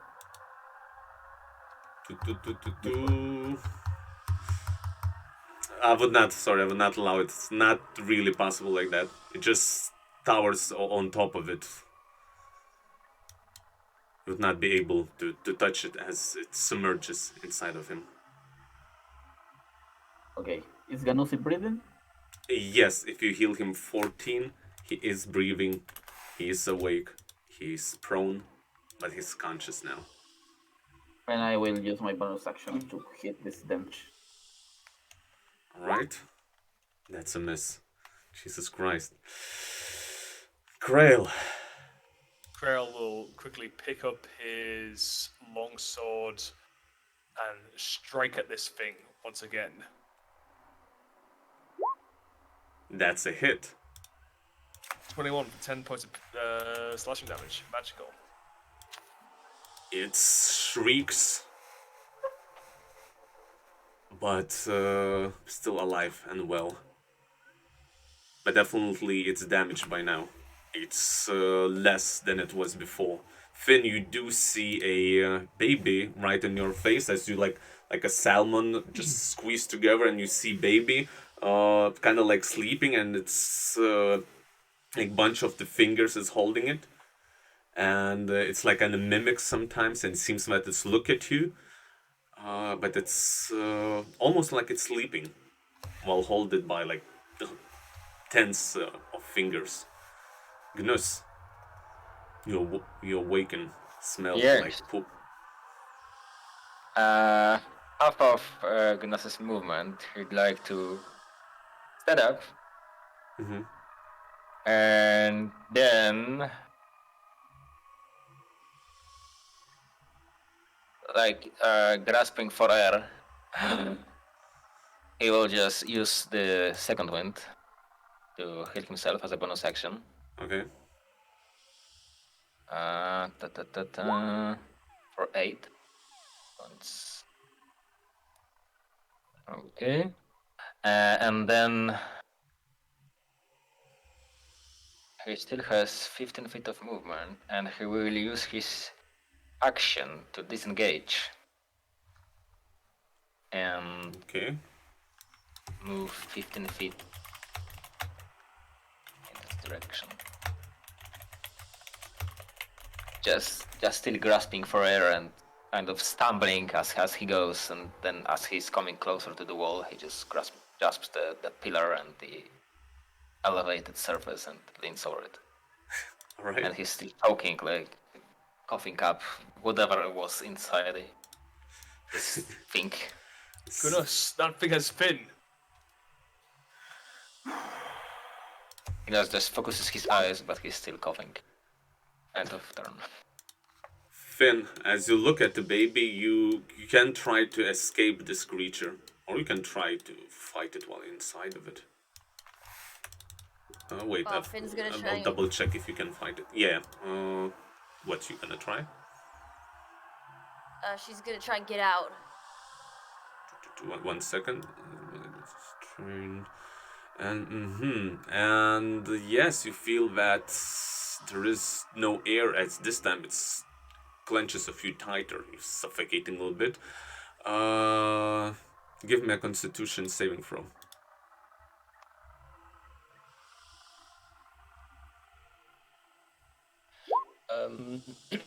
DM, did you skip my turn? Yes, I did. But at least, Finn, you saved it. You think what you're gonna do. You don't see anything, almost just a baby in front of you, and it's hard to breathe. Cedric, do your turn. Cedric holds out his hand towards the creature, snaps it shut again, and casts Sapping Sting. Please give me a Constitution saving throw. Constitution saving throw. It's saved. Bugger. Cedric is going to back up these steps, swing around a column, and bonus action, Cedric's going to hide for a 15. Right. Finn, what you gonna do? Finn wants to try and like wiggle and get out of the thing. Okay, give me a yeah, acrobatics or athletics roll while you're trying to escape. It's unsuccessful.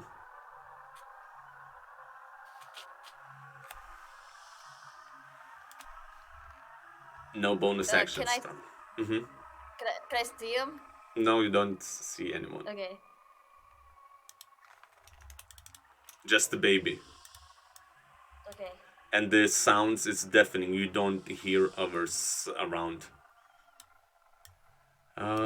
Creature looks to try to.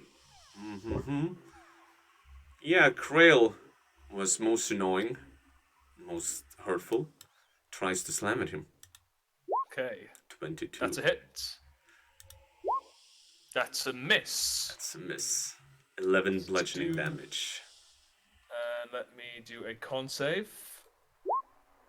My magic shield's down.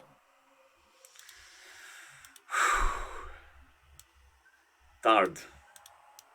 You see, just Crail received a pretty strong attack. Finn is. He was full of HP, right? Right, I did, Crail? yeah. You're good, right? If I cast Guiding Bolt, it will be at disadvantage, right? Even though it's this huge message right in front of me. Can you repeat? If I cast Guiding Bolt, it will be at disadvantage? Yeah. Even though it's a almost point blank attack, because this thing's like Yeah, but also all it's, over it. at the same time it's also moving and hitting your arms. Yeah, just you're not able to just cast next to him nicely and just release it. It disturbs you by the proximity as well. Okay, then I will go with Toll the Dead and Ritual with them. Against this thing. Wisdom saving throw. Of the Dead. Natural 1. Receives... Takes 12 necrotic. 12 necrotic damage. Righty. Is Plus, that your turn? It is prone or yeah, you have advantage, but that still misses. Yeah. Okay. Crail. Crail is gonna begin moving around, hoping it's still tracking him. With whatever this thing has for eyes, it's gonna strike it with his longsword. Oh, so That's close a to a crit. God, that's a disappointing amount of damage. Yes, it is. Time is of the essence. I'm gonna use my Divine Smite on it now. Divine Smite. Ooh. 12 points of radiant damage. Total 16 points of damage. Creature does not look that good anymore, but it's still powerful to take his attacks and hurt someone. You Hang in finished? there, Deadly. We keep shouting that for Finn or Deadly to hang in there. It seems that she's in the same position as you are. I'm gonna smooth it, of course. You're muted, buddy. Yeah. I'm checking my features real quick, but this does not require an action. This requires a movement. Okay. Gnus still kind of grasping for her, but hearing that Finn needs help, he's like, I'm coming. Oh my gosh. And that's what she said. He would like to move towards the creature, and as he's moving towards the creature, he'd like to say to Tartar, move over. I will find her. And he will use bite and switch on Strahd, expending 5 feet of movement to swap places with him, and he will add a d8 to his armor, so 6 plus 6 to my AC. And then as an action, seeing the mighty blow from Crail, he would expend his attack action to use a commanding strike, using both bonus action and a action to say to Crail, finish it! I believe in you! Empowered by the words of Gnus, Crail's gonna bring round his longsword once more to strike at this thing. And That's a his hit. superiority die, that's 6. 13 points of damage. Alright. Creature looks worse and worse as parts of it just keeps on falling apart. Cedric previously rolled a 15 on his stealth, so he's really hoping that he's feeling very nimble. He peers around the stone column and just give me a second.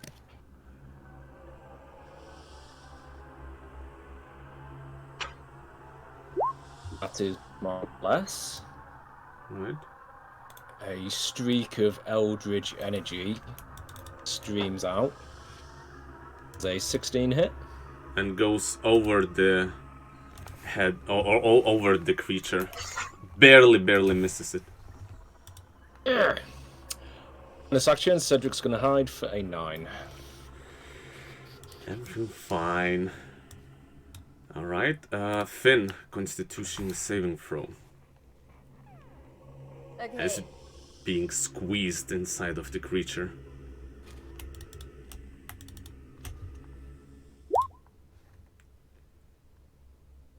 That is a fail. Oh, the one time I want to succeed on these.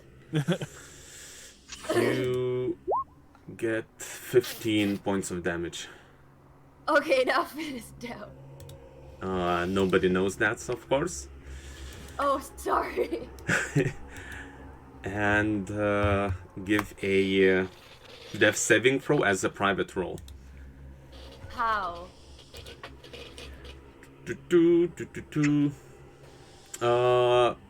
Okay, I will write you which one I take. Just do... No. After that, first of all, I do what is this creature is doing. It stands up, towers over Crail. It seems it's pissed as chants continue to echo. One must die! One must die! And he hits Crail with 10. No, he doesn't. No, he And doesn't again. Tries one more time, and it fails. Tard, is your turn.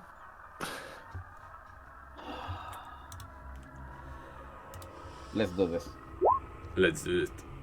Ooh, another max damage. Ooh. Wisdom saving throw. If he fails, he receives 12 damage. Oh, nice. And it fails. And then let's go for the... That's another hit. Jesus. Yeah, the creature does not look good at all. It's barely probably holding whatever he's holding inside. Whatever body's holding inside. Okay. Hopefully Krell's gonna bring this thing to heel with another mighty blow from his longsword.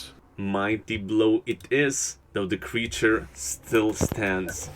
Gnus just trying to get Finn out, and he's trying to rip through the fleshy tendrils and whatever is covering this creature. And he's throwing his shield away, and he's performing a melee attack against the creature.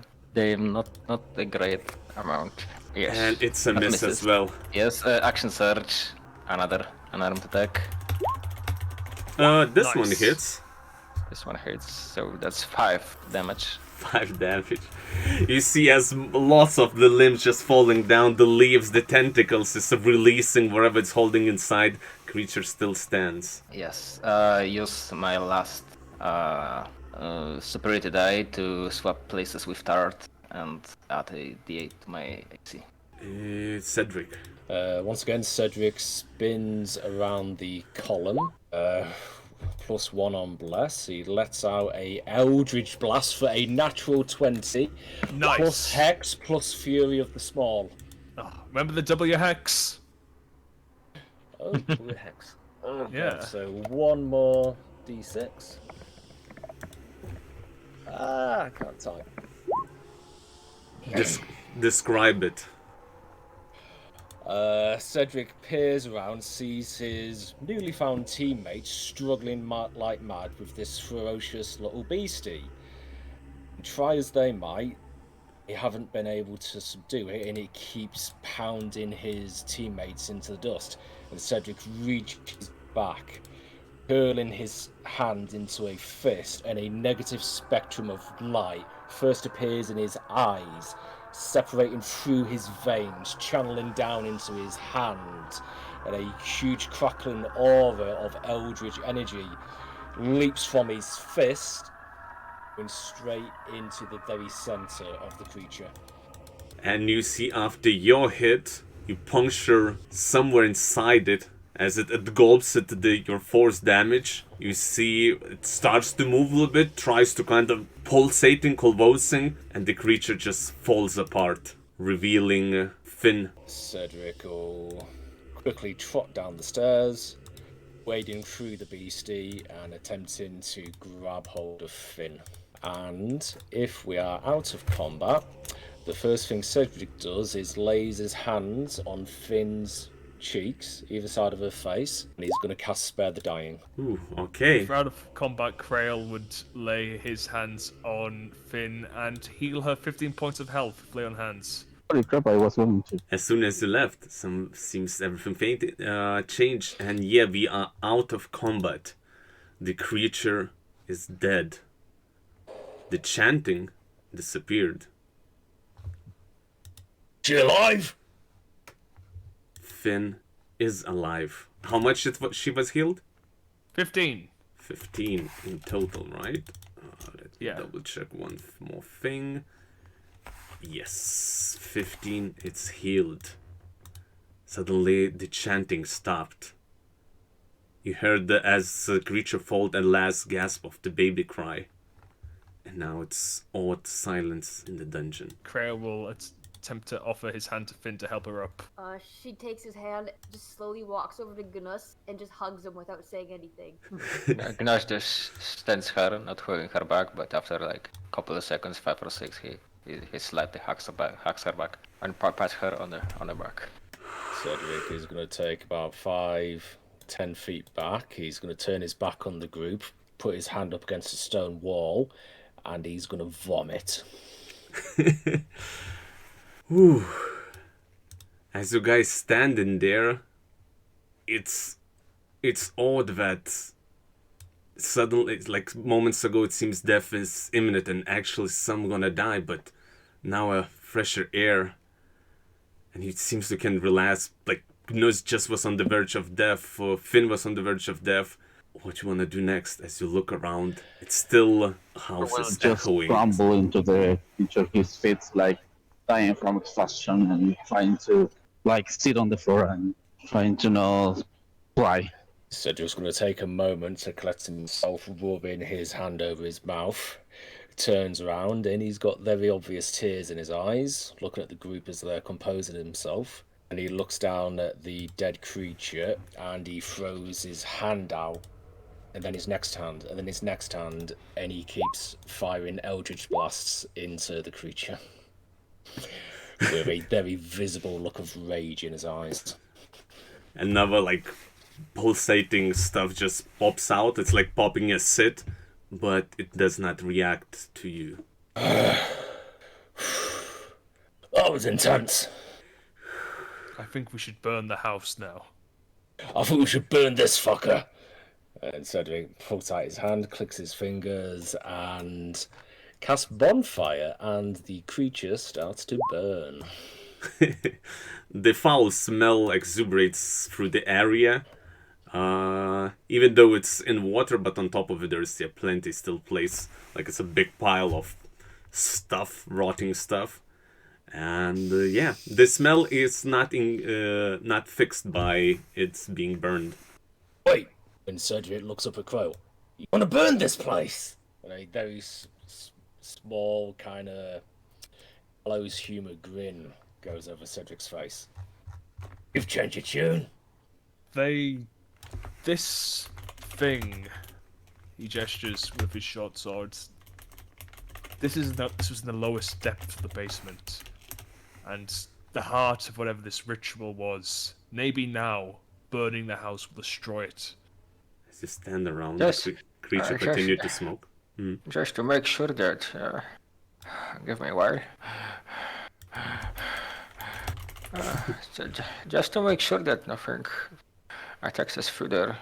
Cedric, do you see anything else where the creature was once lying? Just give me a moment. And as Cedric steps over to the mound of stuff that the creature emerged from, he kind of parts his hand, and the bonfire that's on the mound sputters out and disappears, and Cedric's gonna start rifling through whatever is there. You do find, of course, lots of nastiness, but in the pile of it, you see a dead baby. Cedric is blocking the team's view, and his shoulders kind of sag, and then he starts to kind of spoon the mound back over the dead baby, and without turning, Crail, come here! Crail walks over. Without making eye contact. It's Walter, the baby. It's his body beneath my hands, and Cedric is keeping his hands pressed down over a mound. Should we do something, or should we destroy it? We should see if he too had a coffin in the crypt prepared for him. I doubt that he wanted to become this thing. Right, well, the thing is, I'm not really good with death, and this is freaking me the fuck out, so I'm about to stand up in about 5 seconds, and I'm gonna walk away, and we're gonna pretend that everything's okay, and don't tell the others. And without looking, Cedric just slowly pulls his hands back and walks off, and he's got a very faint expression on his face. He is very swaying in his movements, goes over to a stone pillar, and has a little panic attack. As you guys stand around, it seems time passes. The dungeon is still echoing with odd new sounds, weird sounds that you didn't hear before. Crail will take his bedroll out of his backpack and wrap baby Walter up in it. What we closing and towards this session end. So what we still have like maybe 5-10 minutes. What the party will decide to do. Get the fuck out of here. Yes. Cedric wants to go and pick a fight with Pelagus. Oh. He really wants to go and pick a fight with Pelagus, and this might not go well. But at the moment, Cedric is just pressed up against the stone pillar, collected himself, being filled with absolute rage. And what others want to do? Question. Yeah, go on. No, you go ahead. No, okay.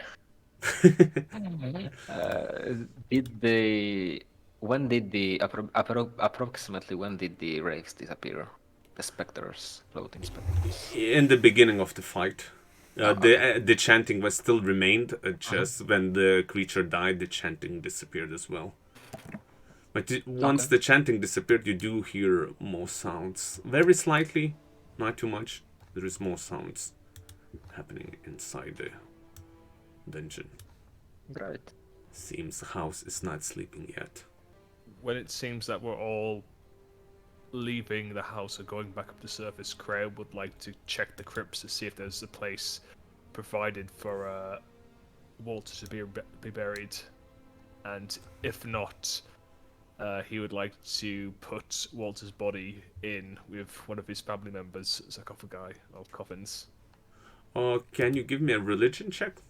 I can, but I can't promise it'll be good.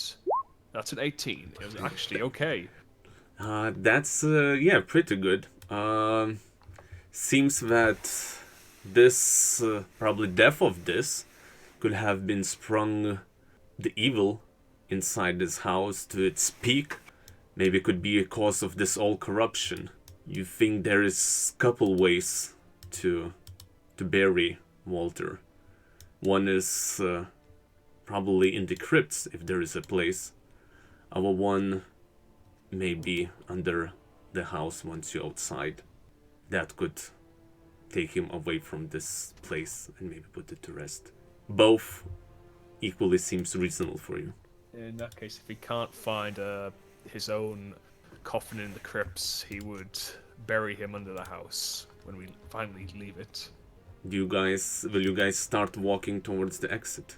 As we are leaving the room, Gnus would like to take a quick peek back at the altar if anything changed, or if the freshly smeared of blood by Tart revealed anything other, any more curious things that might give us an additional insight into what the fuck is happening here. Pretty fast you notice only thing that is written there, one must die. But nothing else on the altar. Seems to be pretty crude and not too fancy at all. But been used a lot. Any hidden compartments? No compartments in the altar. No compartment. Okay. On the way out of the room, Finn uses thaumaturgy, and she just, as she starts walking, she just whispers, "Suck it, bitches," on the way out of the room, and uses thaumaturgy to like make it boom throughout the corridors. As the group are moving through the chamber with the 13 random items, as Cedric's passing each item, they erupt in flame as he continues to cast bonfire and starts destroying everything. You start moving outside and you see as most of it, some of it is not there when it was before, but the ones that you still find, you put it on fire. Most of it are still here. Gnus just whispers under his breath, "Pelagius Druidus the Third." And that's all. You go up the stairs.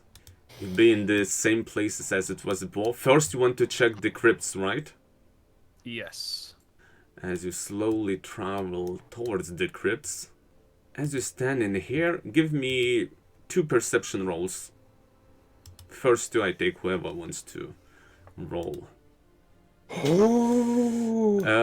Probably enough. Natural 20 on perception.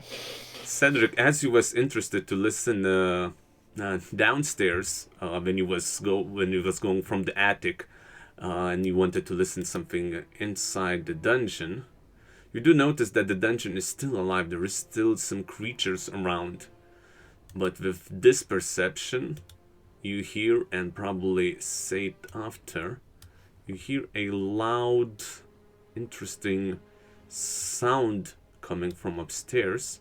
Where is my sound? It's specific sound, but you start hearing this sound.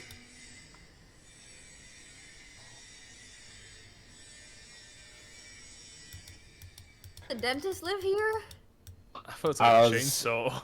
Yeah. As Cedric hears this, he kind of stops frozen in place and he throws his hand out, grabbing hold of Finn and Gnus, and his grip on their hands are extreme. Stop! Suffolk upstairs, we're not alone. That's a natural 20. Perception. And as Cedric has his grip on both their hands, he starts to really squeeze. Can't go up yet. We're not ready for this. We nearly just died. It's more. Whatever it is upstairs, we need to rest. Fight's not over. Well, thank you for your consensus, Cedric. I suggest we all go back to table. You guys get some rest. I'll keep on watch. Do Crail fast go through the crypts, find what he was looking for? Crail will quickly check them, yes. These are closed and seems marked both for this Elizabeth Durst and Gustav Durst over here. Well, burial under the house it is, then Crail will return. Party decides to go to the dining room and take a rest, I assume. Yes. Same old, moving the table from one side to another to block the entrance from the side of the staircase. Will you try to do a long rest or a short rest? Long rest? I was gonna say I'd like to. I was gonna say I'd like to spend as little time left in here as possible. Yes. But if the rest of the party wants to do a long rest, Crail will not abandon them. I'm not metaing. I'm happy with either. I think we might get royally fucked if we spend too much time in this place. She's got her guitar out and she's ready to sing Stairway to Heaven. Damn. Yeah, congratulations, guys. Ew. But we not, how we say in Lithuania, we say, don't say up before you manage to jump over an obstacle. Oh, that's exactly what we say in Poland too. Yeah? Weird that you say it in English. Don't say hop. Did you do say? How does it sound? In Polish? No, in English. Do you say this in No, English? no. No. It's weird that you say it in English. Yeah. In I think Lithuania in sounds very good. English, the phrase would be, don't count your chickens before they hatch. Yeah, something like that, yeah. Phew, guys, yeah, that was, on the moment I thought, okay, are we closing in on TPK? But yeah, then somehow your damage output really increased and creatures' damage really decreased. The Grails subtracting the damage and the stuff and the critical damage, yeah, that one was...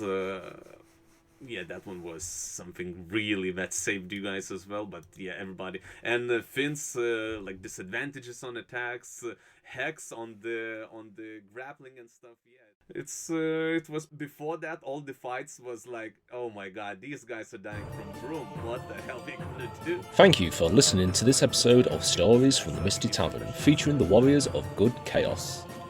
The Warriors of Good Chaos are Rick from the UK as Cedric, Simon from Poland as Gnus, Nito from Chile as Strahd, James from the UK as Crail, Nicole from Canada as Finn, and Min from Lithuania as our Dungeon Master. To view a full 4-hour live stream from this week's session containing a richer and more in-depth account of the story, map, tactics, secrets and deleted scenes, please check out our YouTube using the handle @Warriors of Good Chaos. Thank you to Ywolf for allowing us to use their cover of Saffron's Curse by Cradle of Filth for our intro song. For more from Ywolf, you can visit them online at www.ywolfofficial.bandcamp.com. For more from the Warriors of Good Chaos, you can follow our Instagram, which is @Warriors of Good Chaos, or you can follow us on Facebook at www.facebook.com/Warriors of Good Chaos. Warriors of Good Chaos do not own any of the Curse of Strahd locations or NPCs, and all copyrighted materials belong to Wizards of the Coast. On behalf of our team, thank you for tuning in.